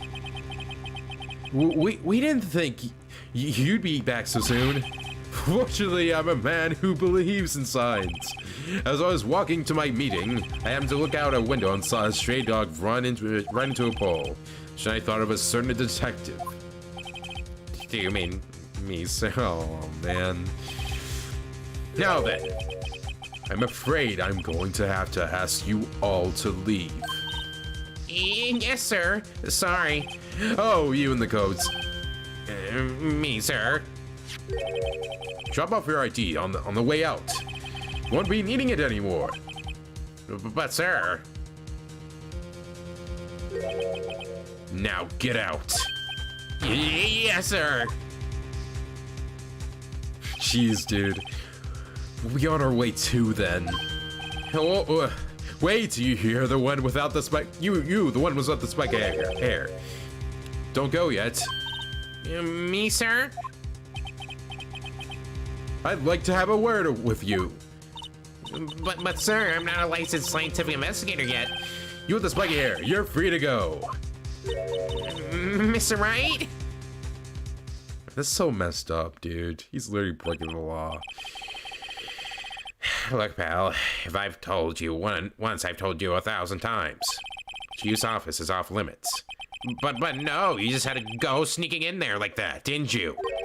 I thought you said you didn't care anymore if you were fired. Yeah, but if I knew, it'd be like this. I never would have said it. Had I seen the evidence, Chief Gant was hiding in his office. I'm finally starting to get the picture. But why is she kept eerily silent about it all this time? Anyway, you listening to me. I'm gonna try to smooth things over with the chief again. Later, pal.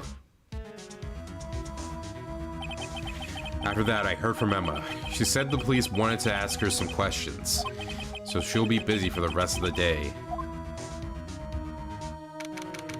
Oh my goodness. February 24th, attendance center visitor's room. Okay, let me get a drink real quick.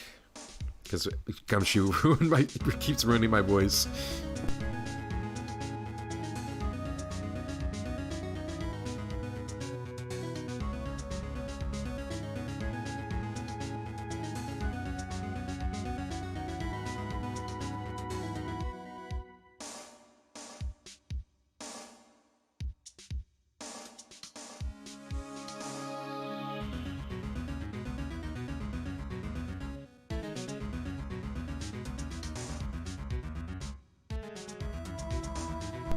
Okay, here we are.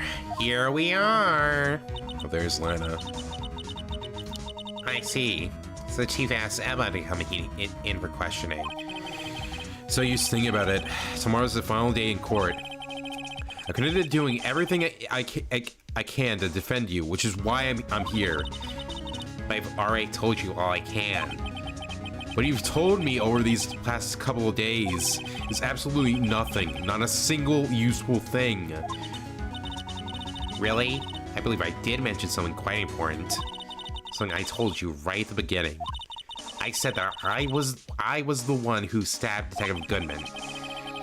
You know, I think I finally figured it out. I know who it is that's lurking behind your words. Mia did a good job mentoring you. I'm rather jealous. Seems Edgeworth is right. Edgeworth? Once you're convinced you know something. Once you convince you know something, no one can persuade you otherwise. Thick-headed is the term he used, I believe. I'm looking to get her to tell me the rest of the story. Okay. Keep him quiet.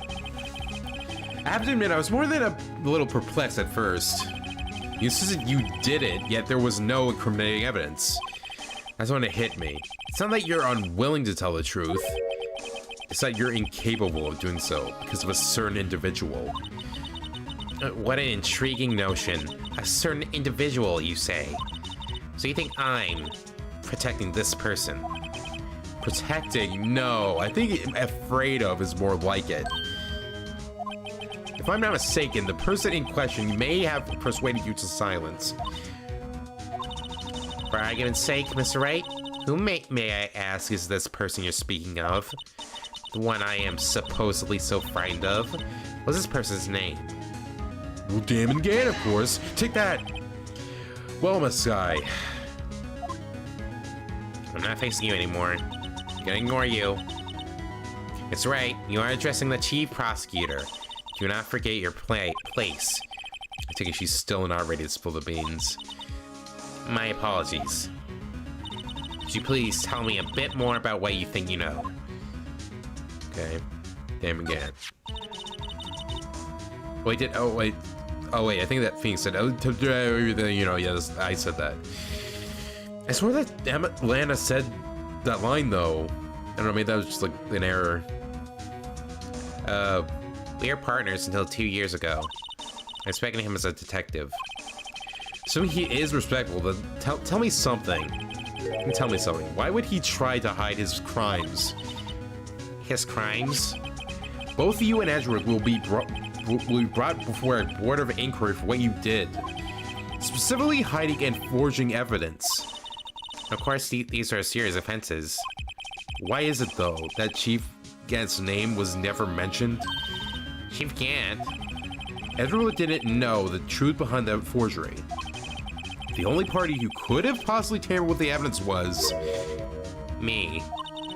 I had access because I was second in command of that investigation. Yes, you, but also one other, Damon Gant. If you intend to accuse Chief Gant, you'll need more than just words. Show me proof that Chief Gant falsified evidence in that case. Alright, Yep. I knew it. Present evidence list. There you go. Take that! I just found this in the safe in the cheese office. This sharp piece and this piece of cloth. Do you know what these are? They are pieces of evidence from the also. Okay, I'll stop doing that for the rest of this investigation. Well, I guess the rest of this game, because no one's really watching this anymore. Do you know what these are? Well, okay, it's just because, you know, this game's getting more serious and stuff, you know, so I want to act more serious for these conversations. Well, for these lines, I mean. You get what I mean. Do you know what these are? They're pieces of evidence from the SO9 incident. The person concealing evidence was none other than Chief Gant himself. Now tell me, why are you taking all the blame from him?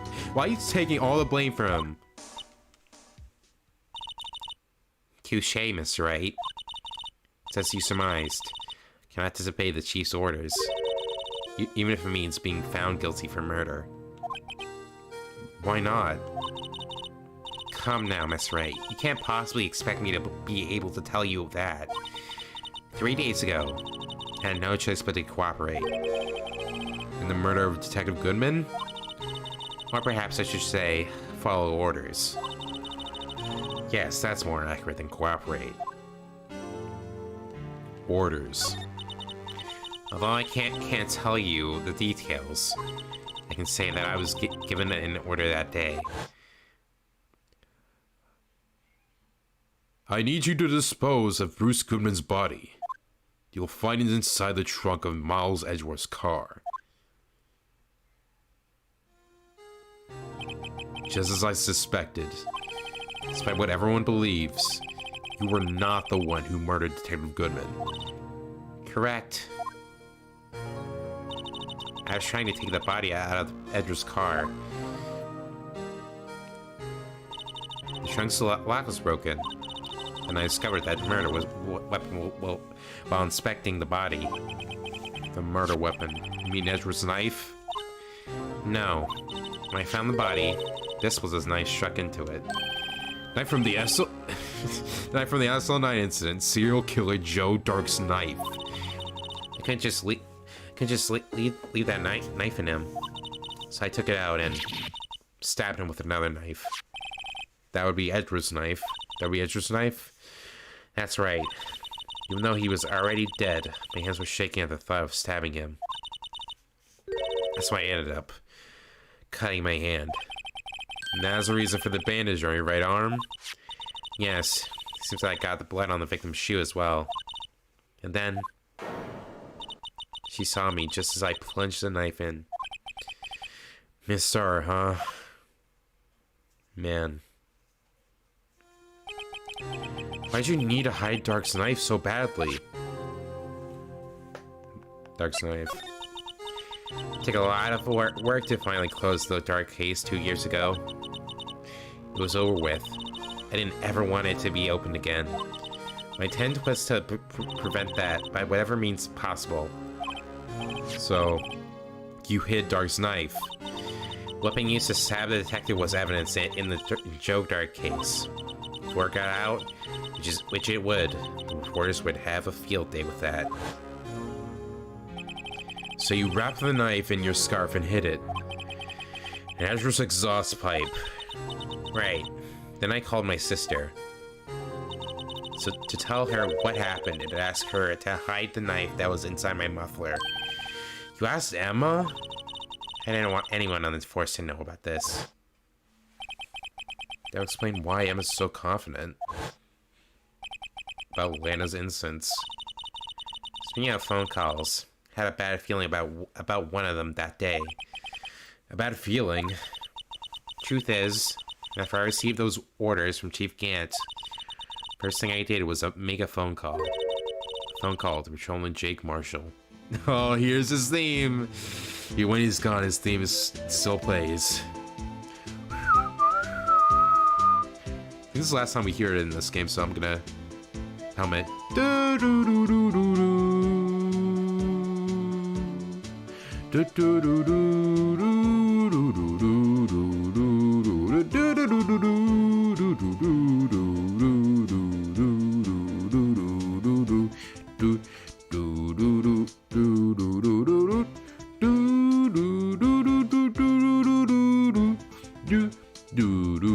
Do do do do do do.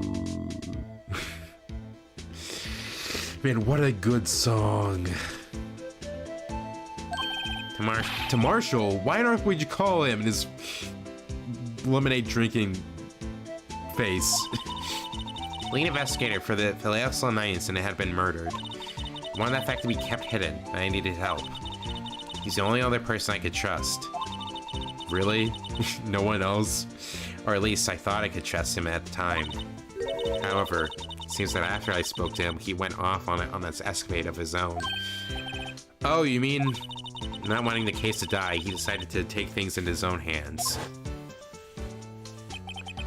He disguised himself as Detective Goodman and tried to steal the evidence. And hello, it's me, Mittens. Woo! Okay, I don't want to see this picture again. Bye. Bye. Yeah, already stole an ID card.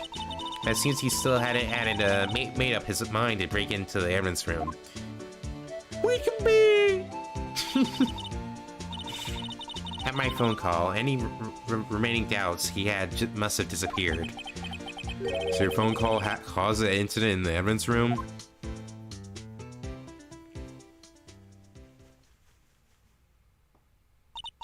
I'm afraid that's all I can tell you. But Lana... You've earned my respect, Mr. Wright, both as a defense attorney and as an investigator. Now please, don't pursue this any further in court tomorrow. Tomorrow's trial. There's only one way to drive off Lana's demons. Gotta get to the bottom of everything. Detective Goodman's real murderer. And what went down in the chief's office 2 years ago. To be continued. All right. Well, not really, because we still have to do the rest of the trial parts. Oh man, I'm so excited to be almost done with this game. Final day, trial former. All right, before we continue, I was gonna take a break, but yeah, I'll just get a drink. I think I'm fine. I don't really need to go to the bathroom, so I'll do that. I'll get a drink of lemonade, and I'll also message Sarah to say that, oh, we're here at the final parts of the game now. So yeah. See you guys in a few seconds. I'm gonna do that.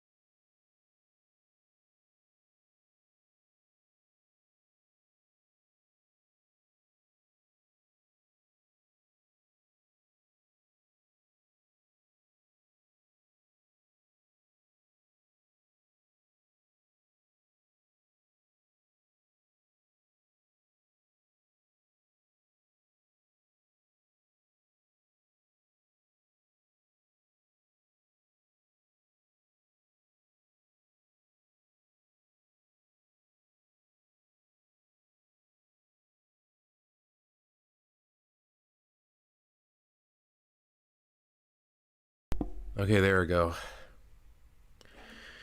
All right, let's continue. Hooey, man.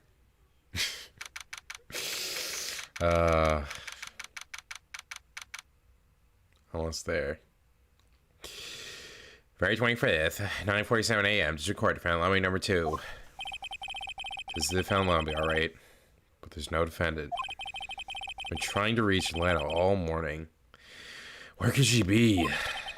And where's Emma, for that matter? It almost seems as if...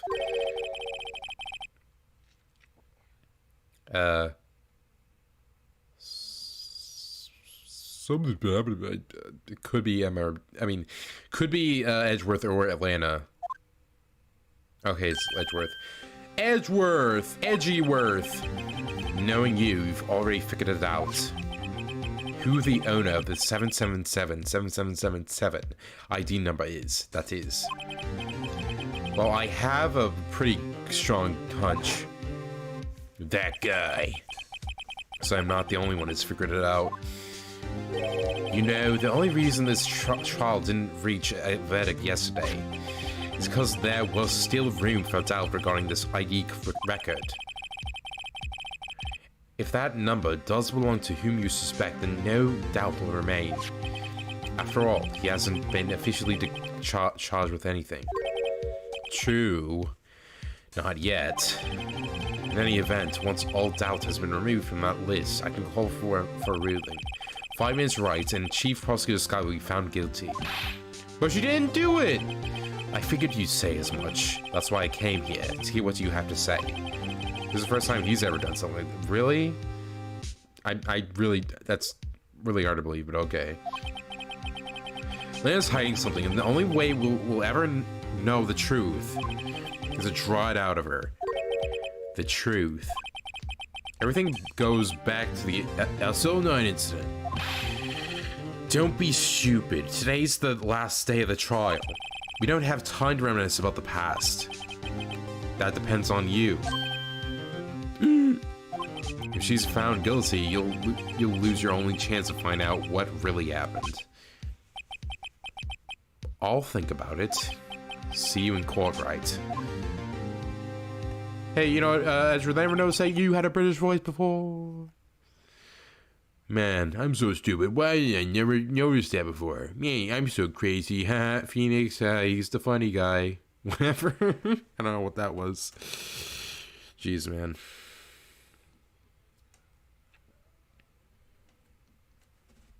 Okay, going back to the guide. So we'll have it for the testimonies. This is it. If I'm ever going to find out what Chief Gant has on her, it's now. February 25th, 10 a.m. Just record for court number 9. Bam. Court is now in session for the trial of Miss Lana Sky. The defense is ready, Your Honor. The prosecution is ready, Your Honor. Normally, this is when the prosecution puts forth its opening statement. How do you do a British Tim Allen? How do you do that? But before that, the police chief has a proposal to make. Chief Gant. He's. Morning, folks. How's everyone doing? Hey, have you been back to the pool yet? No, I've been drowning enough as it is in my work. Oh, that's a good one. Don't think I can top that.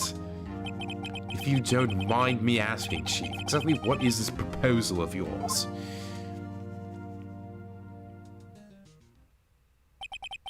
Lena, that is to say, the defendant, has asked me if she could speak directly to the court.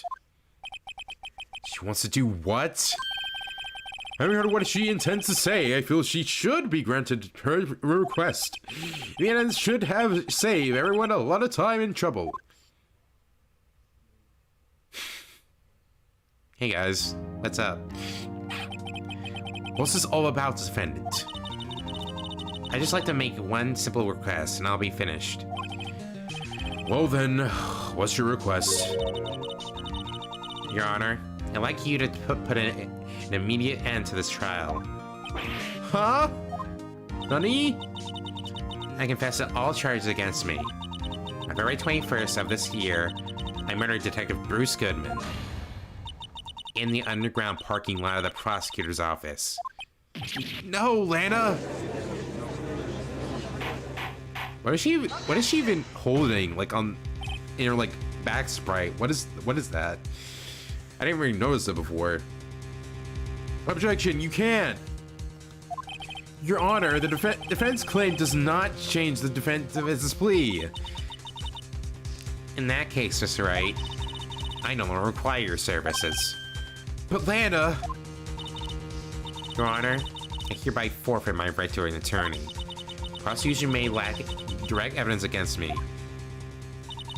but it has sufficiently proven its case through testimony and circumstantial evidence. I'd like you to render your verdict now, if you please. Well, the defendant certainly has the right to self-representation. Her request is legally valid, although this is an unprecedented situation. Bam. Indeed, it appears there's no further need to continue this trial, even if Mr. Wright may feel otherwise. This can't be happening. It appears the time for the verdict has arrived. This court finds the defendant. Objection! One moment, Your Honor. Mr. Edgeworth. Prosecution has not yet proven the defendant guilty beyond reasonable doubt. Bam. Any ruling at this stage would certainly be premature. Come now, Worthy. I understand this is a difficult time for you, but why don't you just be a good little boy and keep your mouth shut, Oh, no, I won't, old man.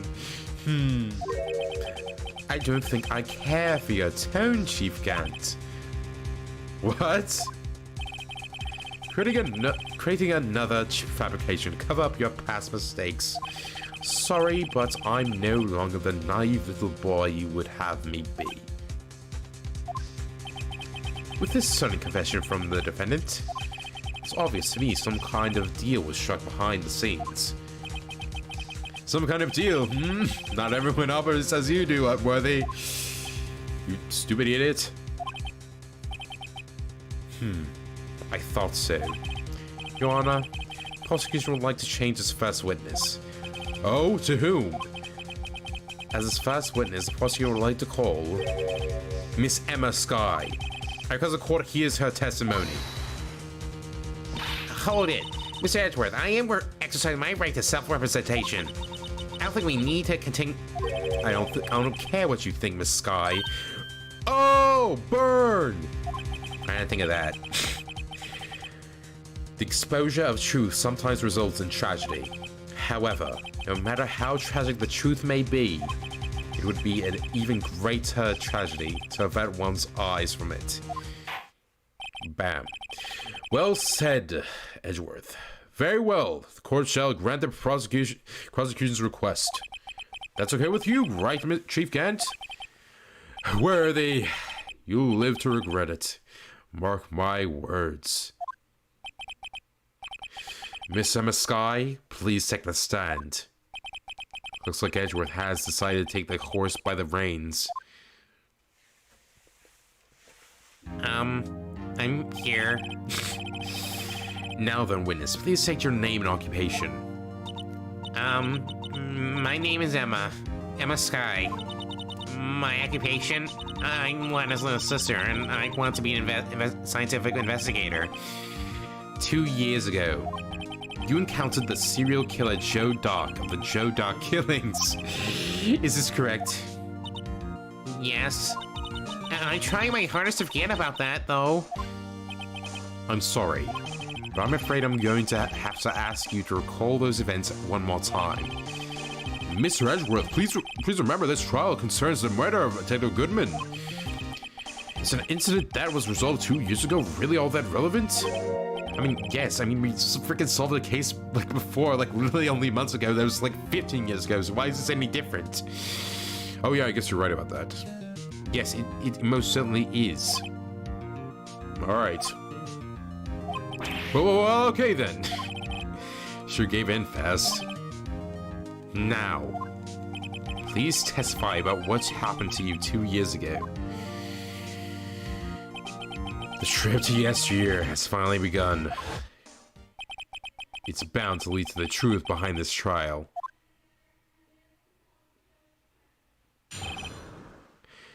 Witness testimony 2 years ago. I was waiting in my sister's office that day. A man came running in and took me hostage. New Marshal rescued me. but I'll never forget what I saw in that instant. The man raised up his knife and stabbed Mr. Marshall in the chest. It's a good thing you weren't harmed. I passed out. I don't remember much. That's understandable. However, please tell me, Mr. Edgeworth, what does this testimony have to do with Detective Goodman's murder? That will soon become apparent, Your Honor. You got to admire him for his courage, considering he has no evidence. I mean, I don't know why I'm saying that, because I had no evidence before and I said stuff like that, but okay, whatever. Very well, the defense may begin its cross-examination. Well, little evidence, but, you know. Cross-examination 2 years ago. I was waiting at my sister's office that day. Hold it. 2 years ago, the defendant was a detective at the police department, correct? Yes, she was second in command under then Deputy Chief of Police Gant. My sister, she's the best detective ever. Yes, I remember. Deputy Chief Gant and Miss Sky used to be quite the pair. I believe they shared the same office. That's right. I'd always sit at my sister's desk and dream about playing that organ. I wanted to play it that day too. Police department and the prosecutor's office held a ceremony that day. Lana promised to take me to dinner after she finished her work. A man came running in and took me hostage. Hold it! A man. Yes, Joe Dark. He was a serial killer. Joe Dark was brought in for questioning on the day of that ceremony.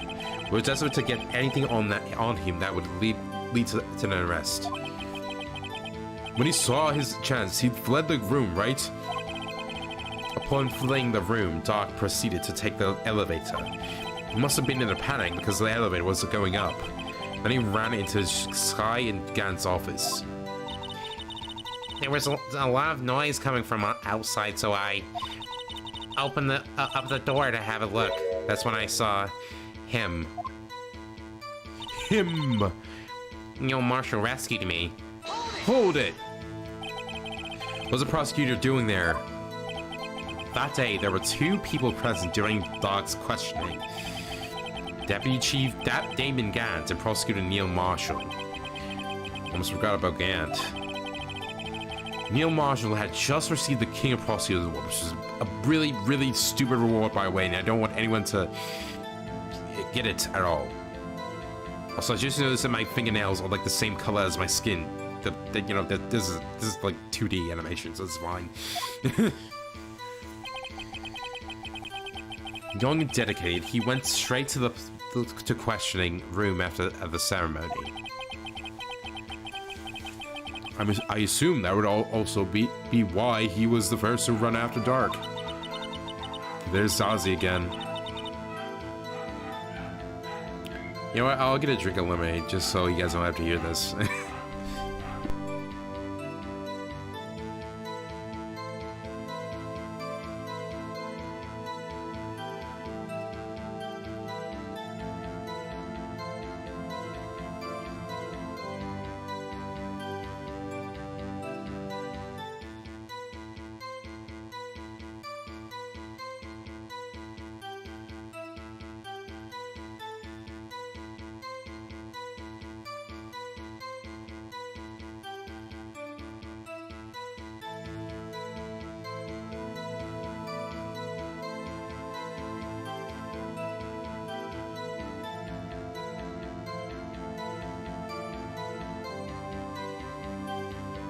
Okay guys, I'm back. I think he's done barking now. When Dark grabbed me, I thought I was as good as dead. That's when Prosecutor Marshall came running in? I don't clearly remember what happened then, but I'll never forget what I saw in that instant. Hold it! Can you tell us about that? Mr. Marshall jumped on Dark just then. The lights went out. The lights? It was just about this time of year. There was a terrible storm going on and lightning struck nearby. So the electricity went out. Wait a minute. Hey, wait a minute. The movie isn't over yet. If it was dark, pitch dark in that room, you shouldn't have been able to see anything, right? Right, but just then, lightning flashed again outside. A sudden flash left an unforgettable image of the scene in my mind. I see. I told the detective about what I saw then. Detective? Yes, Detective Goodman. He was in charge of the case. Detective Bruce Goodman, the victim. Yeah, hear more. So you spoke with Detective Goodman about this 2 years ago? Yes, that's what's so scary about this trial. And you told Detective Goodman about what you saw? Yes, but at the time, the words just wouldn't come out. That's why I drew a picture. A picture? Yes, I think she mentioned that before. Well, Miss Wright, have you heard enough? That's about the picture. This picture the witness drew, I believe it has a very important meaning. Objection, but the list of evidence I was given 2 years ago didn't contain a picture. Bam. Shut up, Edgeworth. Witness, would you mind if we added this statement to your testimony? Yes, Your Honor. Drew a picture of that scene once, since I've been lost. Hold it! You drew a picture of the scene you witnessed, right? Yes, I wanted to do everything I could to help the investigation. I can still see it now, when I close my eyes. That's strange. I took over the case after Prosecutor Marshall died, yet I never received any picture. Perhaps the witness is mistaken. But I did draw it, I swear. I'm not just imagining it. This picture that Emma drew, that reminds me. I guess I should check the evidence again. Well, anyway, let's continue. This scene that imprinted an image in your mind. Can you please describe it to us? The man raised up his knife and stabbed Mr. Marshall in the chest. Hold it! That must have been a real shock. Even now, when I close my eyes, I can still see it just as clearly. Tell us, what were you doing at that moment? I believe you testified that Joe Dog was holding you hostage. When lightning struck and the lights went out, Mr. Marshall jumped on Dark. I was thrown aside and the two began wrestling each other. Pretty sure I was watching them. Emma doesn't have any reason to lie, but Lana sure does. I need to get Emma to tell me as much about this as she can. Okay, what statement and what evidence to present? Okay, present evidence list. The statement: I drew a picture of the evidence once, but it seems to have been lost.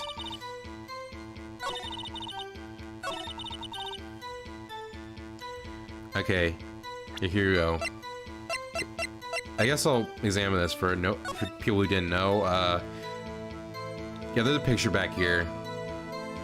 So yeah, that's how you would know to present this picture, like to the statement. Objection! I almost said hold it there. Mr. Edgeworth, this little girl put all her heart into drawing that picture. Bam. You would insist on denying its existence. Huh? Hey, I'm not the bad guy. I swear I'm not. All I'm saying is that as the prosecutor for that case, I wasn't handed such a picture. That may well be. But that doesn't mean it doesn't exist. Behold! This is the evidence list from the SO9 incident. Yep. Please turn it over, Your Honor. Turn it over? Turn it... what's this? Like how turning a piece of paper over is like the most interesting thing to us, man. Like, wow. Like, we just didn't think that we could do this until now. Yes, what is that? Hey, that's it. That's the picture I drew. Indeed, two men appear to be wrestling here. Objection. What's the meaning of this? What are you doing with that list? Me? Only a prosecutor in charge should have access to that list. Huh? These lists, they're different from each other. What? Nani? It would appear, Mr. Edgeworth, that the evidence list you were handed 2 years ago was incomplete. These two lists fit together to form one. You can see the marks here where they were torn apart from each other.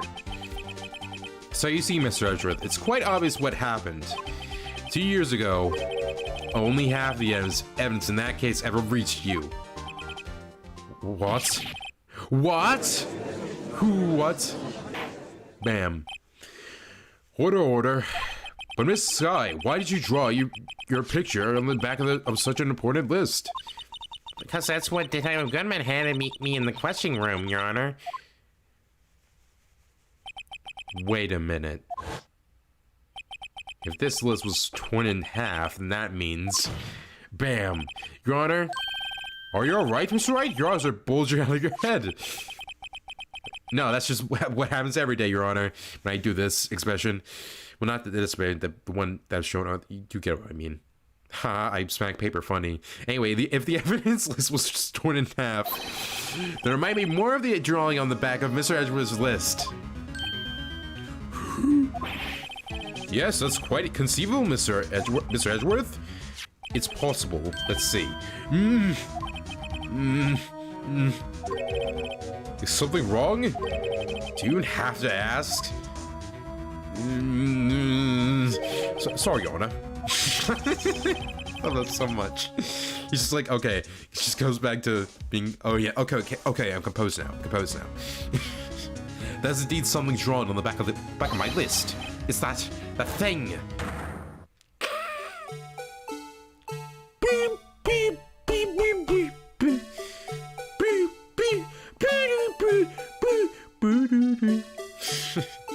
What the frick is that? That thing's giving me nightmares. That thing! That thing was dancing in the evidence room. Clearly, this act of vandalism was the work of a certain chief of detectives. I guess he was out of scrap paper. Evidence list.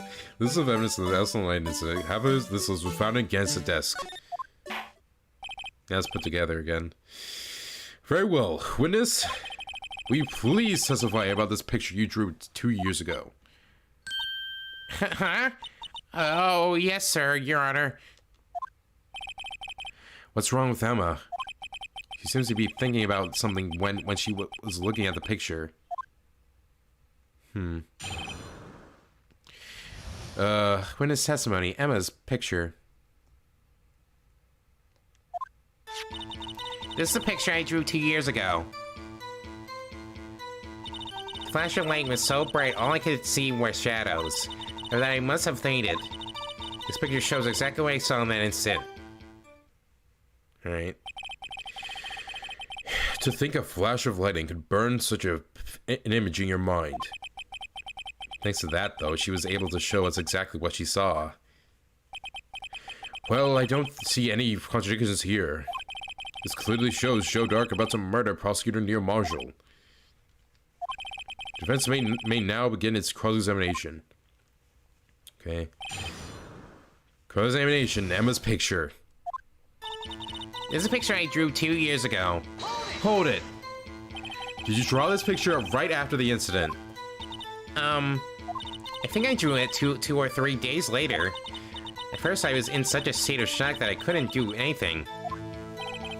During that time, the investigation team was reorganized. Detective Goodman was placed in charge, under the direction of Damon Gant and Lana Sky.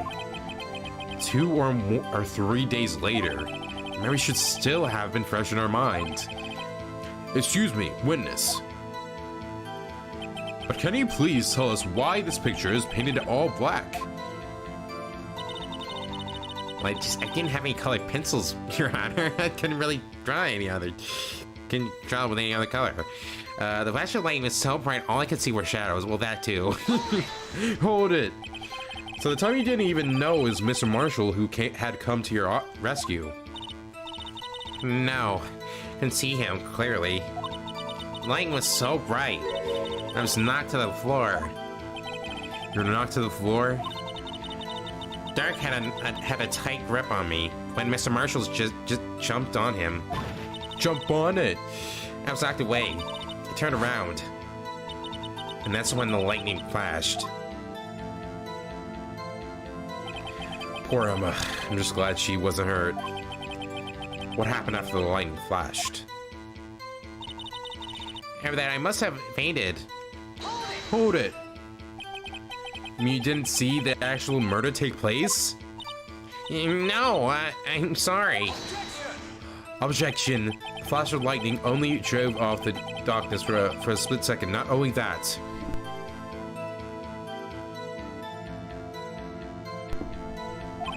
While the trauma of the situation understandably causes witness to faint. Bam. Do you really need to torture this girl any further? What? Hey, I'm not the bad guy here. I just said the same thing like a bit ago. Anyway, this picture shows exactly what I saw in that instant. Hold it. Bam. Sorry for asking so many times, but are you sure you drew exactly what you saw? Of course, this is the exact scene. Was it influenced in any way from your talks with the detectives?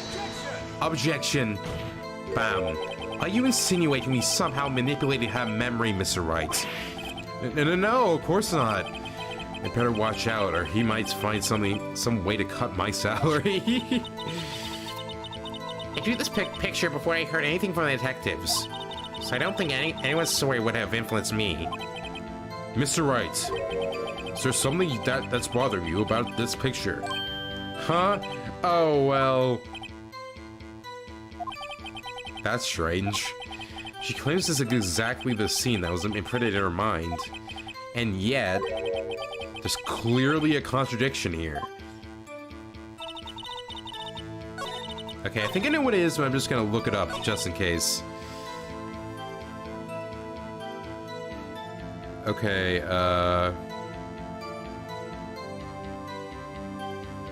alright,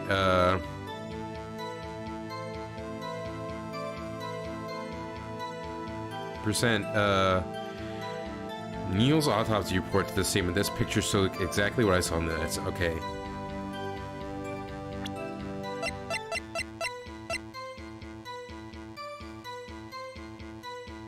Alright, maybe it's... Oh wait, no, this is the wrong one. Wrong one. Wrong one. Okay. Man, look at how much evidence we have. We almost have like we almost gone to like another screen of evidence, man. Yeah, this trial has a lot of evidence in it.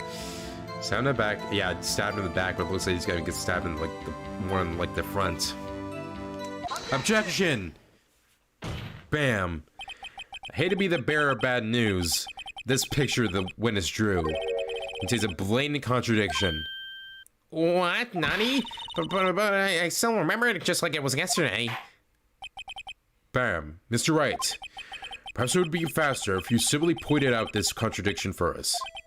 What part of this picture contradicts the autopsy report? Tip the weapon. Take that! Bam. Contradiction, of course, lies here. Take a look at the knife the man is holding. You look close, you can see its tip is broken. You and I don't have to look closely to see that, Mr. Wright. Oh, jeez. But Miss Wright, look at the evidence. See the murder weapon? And its tip is broken too. If I recall, the tip of the knife was found broken off in the victim's body. It was only a conclusive piece of evidence that proved Joe Duck was the murderer. I'm afraid it's not so simple, Emma. Objection. Bam. And where, pray tell, could you possibly see a problem? It's obvious, really. The victim suffered a single stab wound to the back. Bam. The victim was only stabbed once. then the murder weapon should not yet be broken. Oh, yeah, I completely forgot about that. Forgot that was the reasoning. Oh, what's the meaning of this? Objection. Bam, perhaps the knife was broken beforehand. Objection. Sorry, but I'm afraid that's not possible. The tip of the knife was found inside the victim's body. Bam. It was broken beforehand and it couldn't possibly wind up there. Bam. That's right. What does this mean? Objection. Man, how do I keep saying bam every time someone like slams the desk? Or like the judge bangs example. I guess I never noticed how much they do it. Like, actually. It's kind of funny. This knife was undeniably discovered within the victim's body. The only possible explanation is the witness's memory is mistaken. Objection.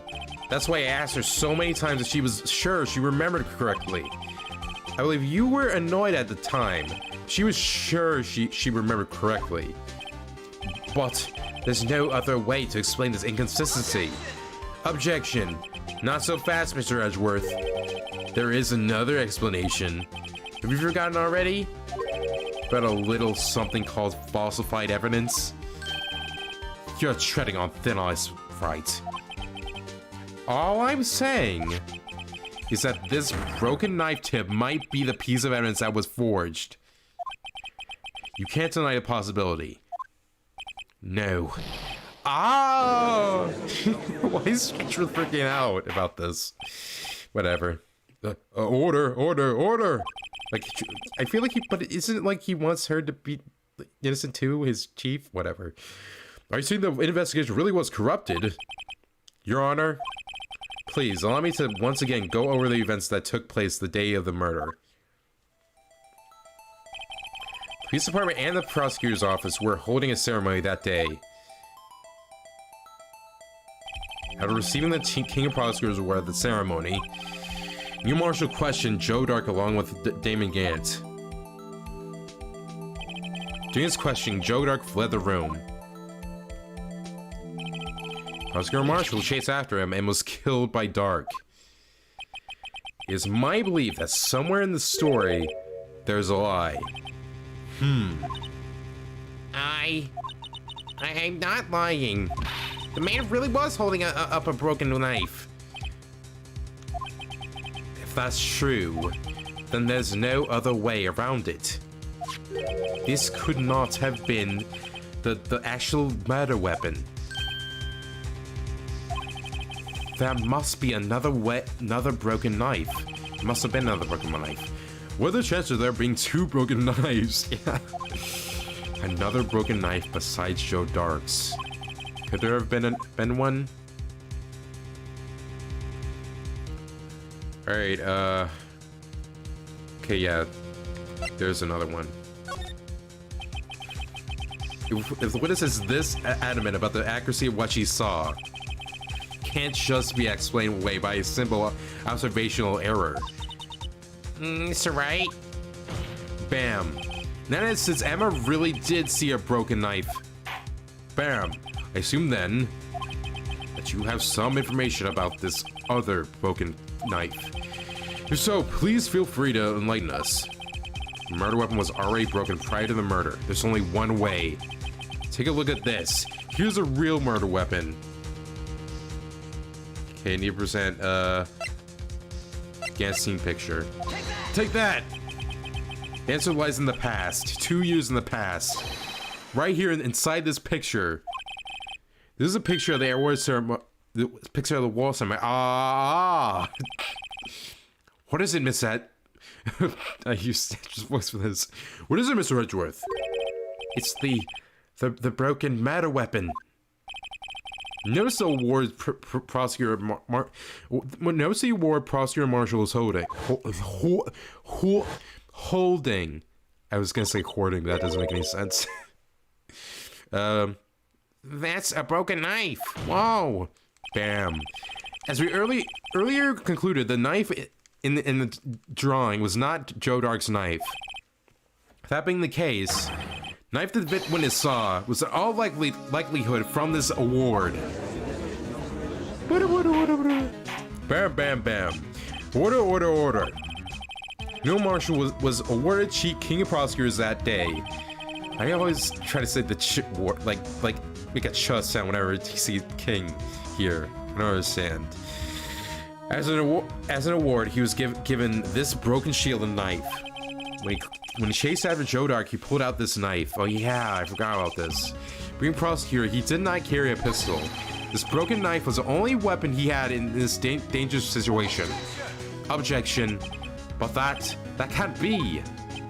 Oh, and why not, Mr. Edgeworth? Because if the King of Prosecutors award knife was the murder weapon, then the murderer and the victim would be reversed. What do you mean? Bam. Bam. I mean, this man raising a knife would have to be Prosecutor Neil Marshall. Oh. Oh, I didn't think that far ahead. I was just going along with stuff, man. But the prosecutor was the one who actually died. That's true. What's going on here? You just don't get it, do you? It seems Wright has been a bit too eager to jump to conclusions. Hold it. Hey. Wait, I mean, I remember now. I remember everything. Hold it, yes. Witness? Mr. Edgeworth. What is it? Could you show me your evidence law list again, please? His list? The one with that picture scribbled on the back?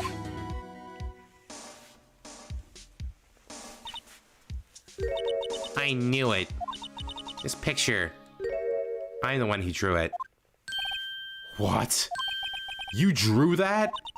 That pitiful excuse for a sketch? Come on, it's not that bad, guys. Come on. That's right. That's one that torn in half at the time I drew this.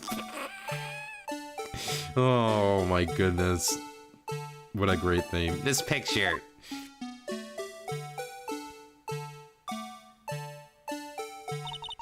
All this time I've been trying so hard to forget. I must have locked this part away deep inside me. Bam. Perhaps it would be best if we added this to the witness's testimony. Would you please tell us what you recall, Miss Guy? Yes, Your Honor. First the knife mix-up, and now the blue badger? This should be interesting. Okay. Witness testimony. Emma's recollection. When I saw that man raise his knife, I panicked and rushed toward both of them. I think I knocked away the man with the knife. Just then there was another flash of lightning, and that's when I saw the blue badger. He was in the room. I'm sure I saw his shadow. This is certainly most unusual. Objection. Bam. Try impossible. The chief of detectives hadn't even designed him until this year. That would mean he didn't even exist 2 years ago. Yes, well, the defense may now begin its cross-examination. Hold it, please, stop, please, don't pursue this any further. Lana? What's the meaning of this? Please remain seated in the defendant's chair. But you can't do this, I've already confessed to the crime. Why can't you just leave it at that? Chief Prosecutor Sky. Don't you talk bad to me? I'm your boss. I don't care. We've already come to this far. It's too late to turn back. Ooh. Silence! The defense will now begin its cross-examination. Bailiff, please detain the defendant. Seems we're finally getting to the core of the matter. Cross-examination, Emma's recollection. I saw that man raise his knife. Hold it. When you say that man, I assume you refer to Joe Dark. Yes, at least I think I saw him. You think? Yeah, I think she said I saw him. All I could really see were shadows.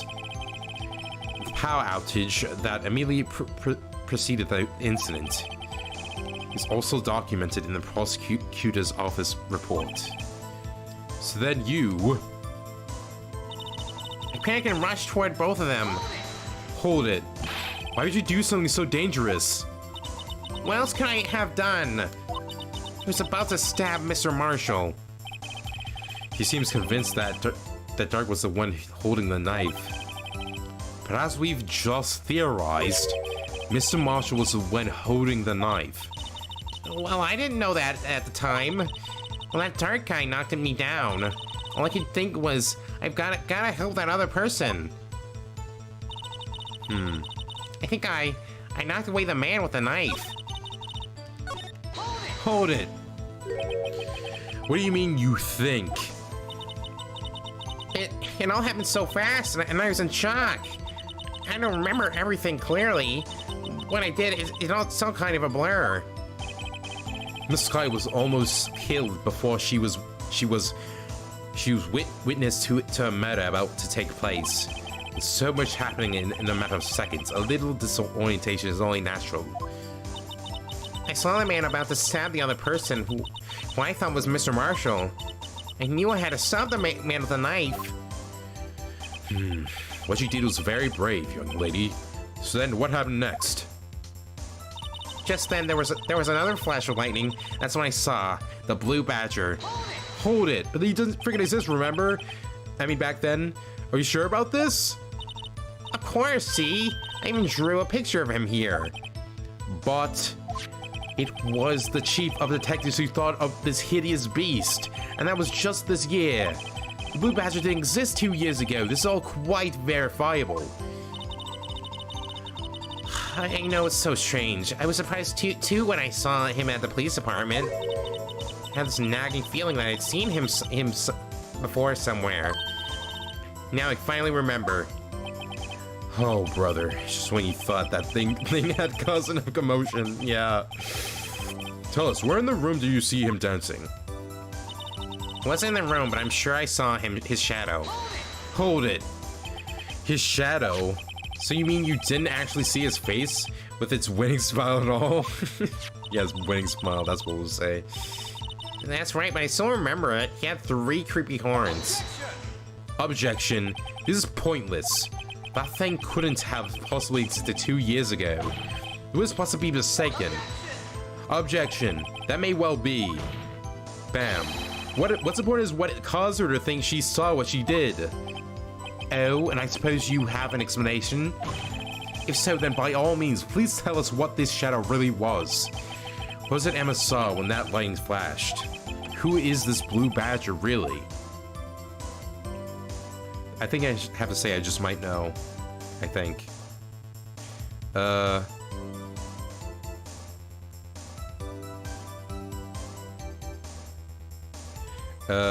know what? Let's say I'm not sure, actually, for this one.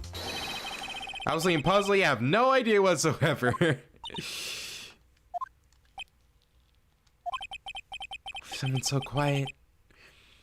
Well, it's always good to be sure of oneself. Oh, he's so stupid. Apparently it helps when trying to overlook one's failures. But I know what I saw. I'm not making this up.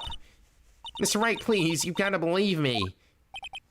Emma, the blue badger didn't even exist 2 years ago. So what exactly did Emma see? I've gathered all the evidence. All that's left now is to put the pieces of the puzzle together.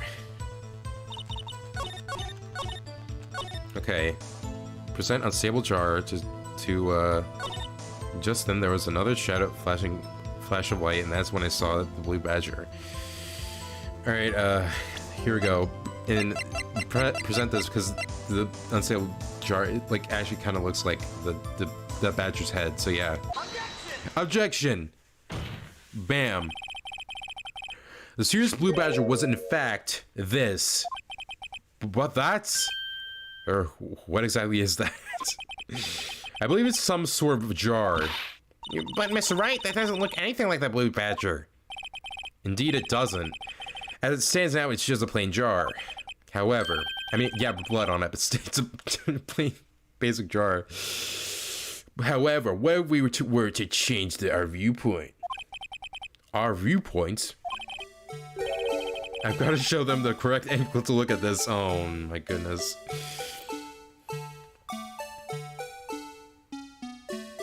Okay. So yeah, I have to make the thing look like the blue badger. Oh my goodness.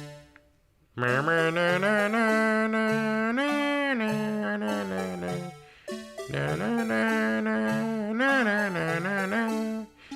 Na na na na na na na na na na.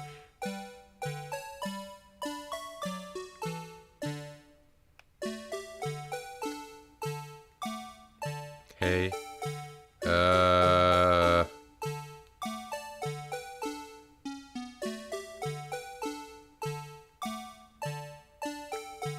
Okay,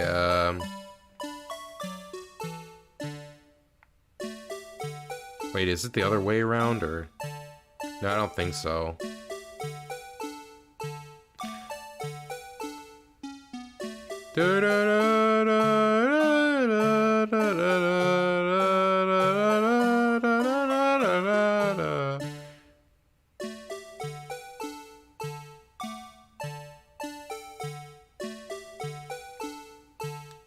Take that!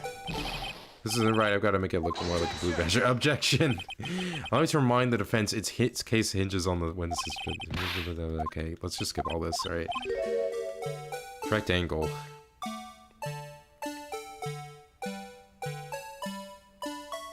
Oh, oh, right. This is the right angle. Okay.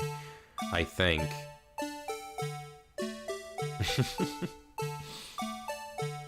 Is this it?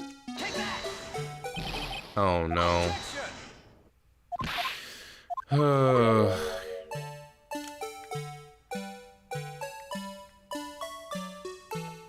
Okay,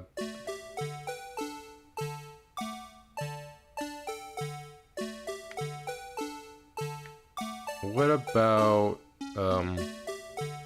no.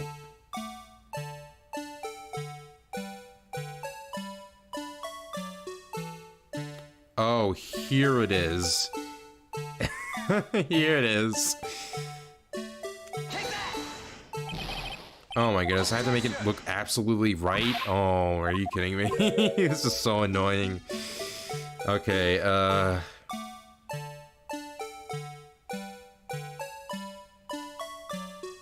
so you have to flip it all the way this way.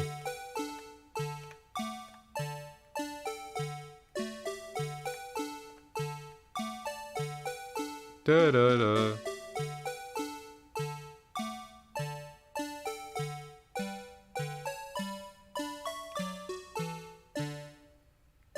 Da da da da da da da. Okay, this is as far as I can get it.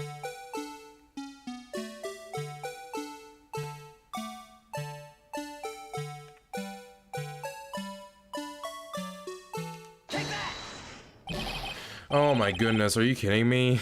Are you kidding me?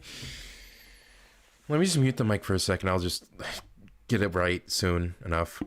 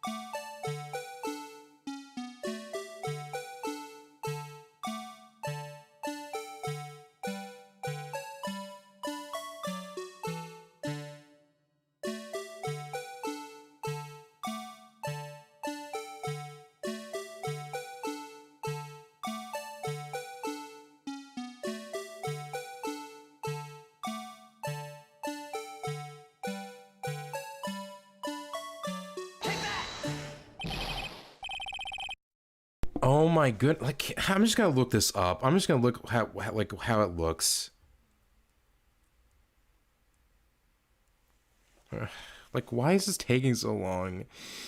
Oh my goodness.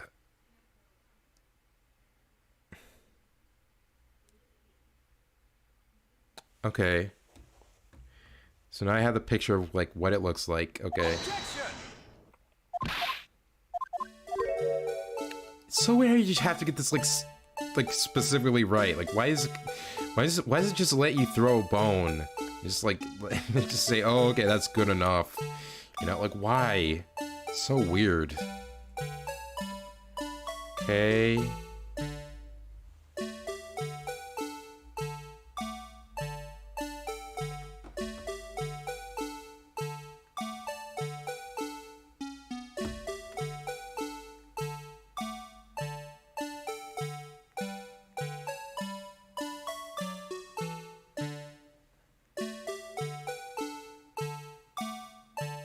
Okay, is this right? There we go, finally! It's so weird, so weird how they make that so specific, man. Like, they could have just been like, oh, good enough. It's like almost in the same position, but no. That would have just been too easy and fun. Okay. Well, is this a miracle or what? It only took me like, I don't know, 10 tries or something? Whatever. No one could possibly deny this jar's resemblance to the Blue Badger. No, it can't be. Bam, bam, bam. Order, order. Defense has proven its claim. The mysterious Blue Badger witnessed on the day of the crime was actually this. Objection. Although we all enjoyed Mr. Wright's dramatic performance, one question remains. Bam. What's your point? What do you mean? So that badger thing was actually just a jar. That doesn't change anything. Objection. No, it does change everything, actually. I'm afraid that's where you're wrong, Mr. Edgeworth. You see. This changes everything. Indeed. Very well, then. Please tell us, what's the difference now that we know... What's different now that we know that the witness saw this jar? Okay. Location. Allow me to take these in turn. At the moment of the murder, the witness saw this jar.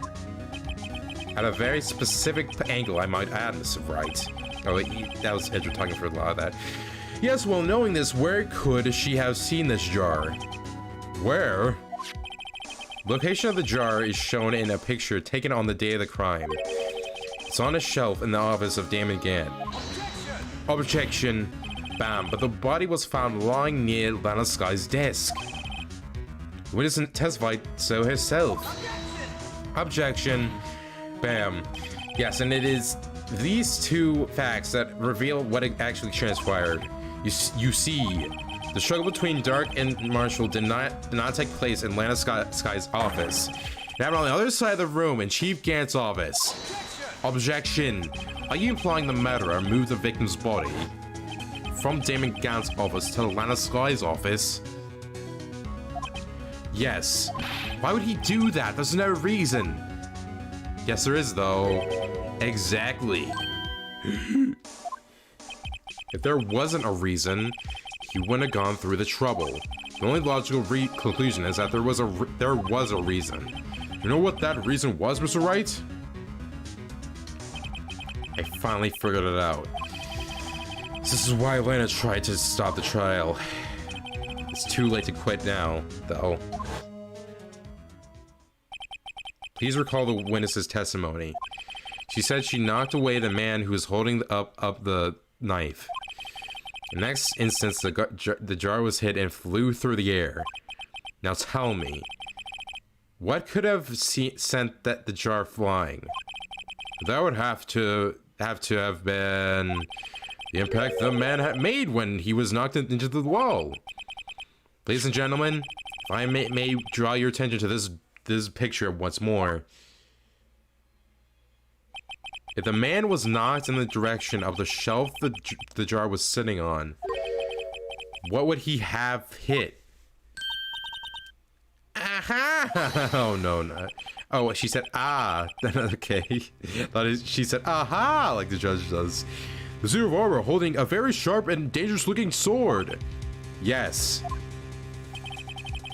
And since a man who was knocked into the armor was carrying a broken knife, he would have had to have been Neil Marshall wielding the King of Prosecutors trophy. No, Miss Wright, you can't be thinking. Yes, there was another possibility of what actually transpired in that room. Another possibility? Bam. Of course, the perpetrator would have had no idea, but nevertheless.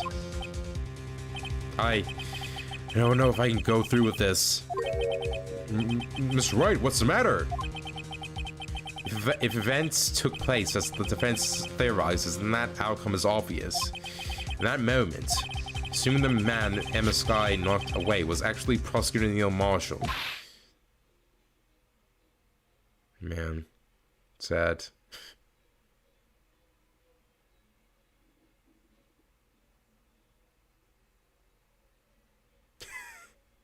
Well, that was depressing. You mean Mr. Marshall died because of me? No! Thud. Okay. I never imagined her testimony would lead to this. So, it was the witness who took the victim's life. I mean, life, and then proved so with her own testimony. This is unprecedented. Sure is.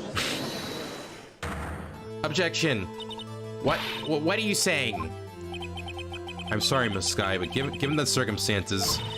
Joe Decker murdered Prosecutor Marshall. You think it was Emma? How dare you try to pin the crime on her? Oh my goodness, look at that sprite. Imagine that coming from you.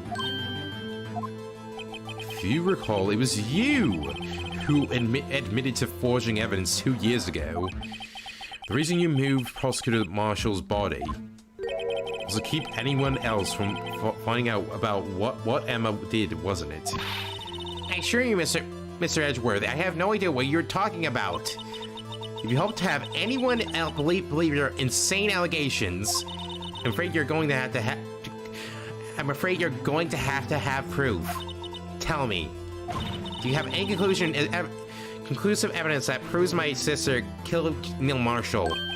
Evidence? I'm willing to bet you don't. Yes, it certainly would be difficult to prove this with evidence. If we don't have evidence, then we'll have to rely on testimony. I'm afraid that won't work in this case. Both parties involved in the incident are dead. Certainly can't get dead people to testify. It's all been a wild goose chase from the beginning. Oh, you're exactly right. Touche, Miss Sky. Of course, that only leaves us with one possibility. You mean there's still another possibility? What do you mean, Mr. Edgeworth? Is there another possibility? I mean the possibility that the victim has left us a message. For better or for worse, Mr. Marshall did not die instantly. He may have left behind the name of the person who took his life, in one manner or another. That's impossible. Well, Mr. Wright, this is the only possibility left to you. A message from the deceased. Does such a message exist? I mean message. I gotta think back to the court record. The murderer's name that the victim may have left behind is in the evidence. Bam. This message from the deceased is already in our possession. Mr. Wright, we stop at nothing to prove my sister murderer. Oh, he does, doesn't he? Do not be mistaken, Miss Sky. Our purpose is not to accuse Emma of any crime. There's only one thing we seek. The truth. Bam. No matter how painful it may be. Bam. Now then, Mr. Wright, please show us this piece of evidence that conveys a message from the deceased. The jar. Take that. This is the message left by the deceased. This is that blue badge from aboard, right? Oh, is he going to just speak the killer's name? If that thing could, I'm sure it would. It's like everyone's forgotten this is just a jar. A message was left there, here, on the surface of this jar. What do you mean? If you look closely, you see a faint trail of blood on this jar. Looks like someone wiped the blood away. Yes, but notice. For some reason, the blood on some of the fragments was not wiped away. Yes, there is a line here drawn in blood. So what you're saying is these dots were once lines? Prosecutor Marshall did not die instantly. He used the few precious moments left to him to leave behind a message. One that someone apparently wiped away. The blood must have seeped into the jar where the lines changed directions. Bam. Precisely so. All we need to do is connect these dots, and the victim's message will become apparent. And no! Whoa! Mr. Wright, what kind of message did the victim leave for us? Your Honor, I believe these bloodstains will reveal to us the answer. Yeah, connect these dots to make letters. There's only one thing the victim would have written, given the circumstances. His murderer's name.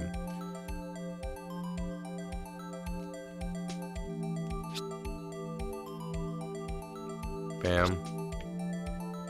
Bam. Bam. Actually, I don't even know if, like, we'll be able to finish this game, actually. This is becoming really long. I didn't think it was gonna be this long. And I don't know. Maybe I don't even remember that, like, you know, that the last parts of the last trial parts are gonna be even longer, because, like, there's 2 parts to it, so yeah. Yeah, present this. Take that! Whoa. It is the defense attorney's duty to prove their client's innocence. That's why all I've been thinking about is saving Lana. Whoa! After all my efforts, I never thought it would turn out like this. Is the same thing gonna happen again where I have to not make this the finale? Oh my goodness. This is stupid. So this is the final message Prosecutor Marshall left behind.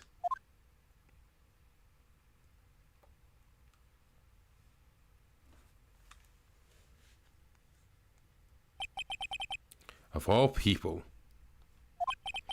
She may not have meant it, but in the end, the one who took the victim's life was Emma Skye.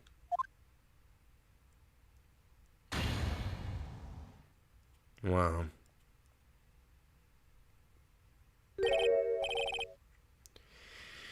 See, Worthy, can't say I didn't warn you.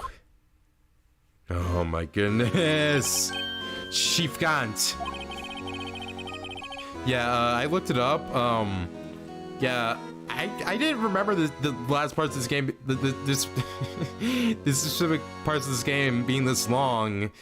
So yeah, I think when we get to the save point after this, yeah, that's gonna be when we're gonna end it, which is gonna be sad because I wanted this to be to the finale, but I just keep messing up when a finale is gonna come. So yeah, that's not good. Maybe I shouldn't, like, say, like, maybe I shouldn't, like, put, like, a thumbnail for, like, if something's gonna be the finale or not, because I don't know. I don't really know. Do you understand the implications of what you've done? What? What are you talking about? 2 years ago, Joe Dark was sentenced to death. He was convinced because of his final murder. I believe you were the prosecutor in the case, where you know, I mean, you know what? I guess now that I know that we're not going to be able to finish this game tonight, I might as well just drink the last of the lemonade. I was saving it until the save, but since there's nothing after this that we're going to do, I'm just going to drink it now. My voice is killing me.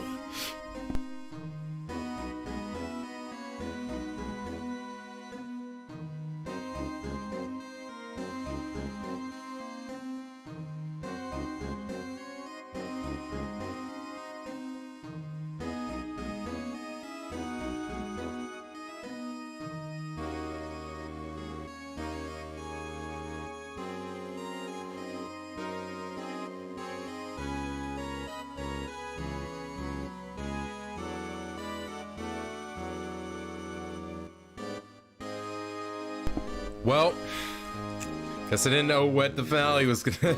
I didn't know this was gonna be this long. I don't know why I didn't think about.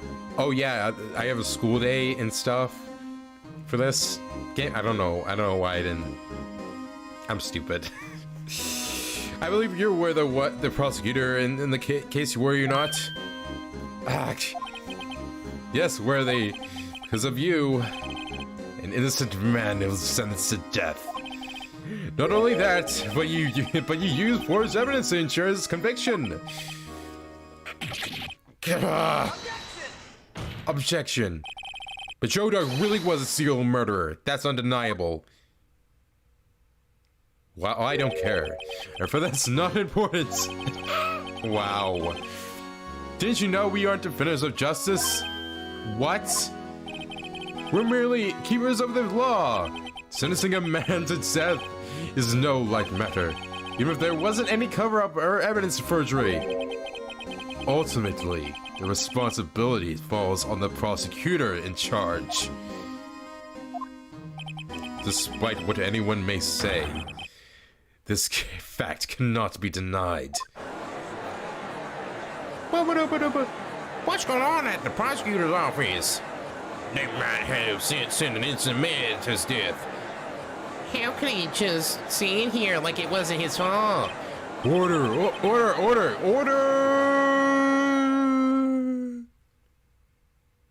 Gallo's pounding fell on deaf ears. Unable to settle the crowd, the judge declared a recess. Where this trial is headed, no one knows. To be continued. Ooh, man. I wish I didn't make this finale. I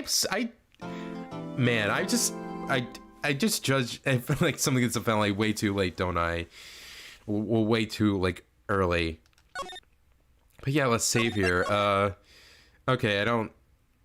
Yeah, you guys know what happened. It's whatever. I don't want to talk about it. I don't want to talk about it anymore about what happened today. Because whoa, oh my goodness, Jamie Against Evil. I can't believe it. But yeah, and also freaking some of the Blue Badge was hilarious. Wait, I guess I did talk about that. Why did? Okay, whatever. I'm stupid. Anyway, pretty much watching this afterwards. I do have a Twitter where you can see my. Okay, wait, well, before I say anything about that, okay, the reason why I'm stopping is because, well, obviously because it's a school night, so I want to be prepared for school, and the stream last night was a bit too long, so don't want it to be as long. But yeah, I do have a Twitter and a Discord, and for the Twitter, it's at Pastano, and you can send art of moments from the games I play, one of my characters, and a custom BRB. Custom BRBs. And yeah, you can send it there. I can put it on stream at some point when that time comes, when people do that eventually. And then also, I do have a Discord server where you guys can join the server there, and we can just talk and stuff. And then you also, yeah. And then, oh yeah, the sketching room where you can send art there also. And the links for both of those are in the description. So yeah, that's about it. I really don't want to spend any more time on the stream because I don't want it to be that long. And also, I really want to go to bed. So yeah, I'm kind of sleepy right now. So, well, I know for sure that tomorrow is going to be the finale. Maybe it won't. Maybe there's going to be a disconnect thing or drop frames, but I mean, for sure the next one, at least, not the one that's gonna be. I mean, I don't know for sure that's tomorrow's gonna be the day this finale is gonna be there, but I definitely know that the next part is gonna be it. But yeah, see you guys later, and bye. I have to make a freaking new thumbnail.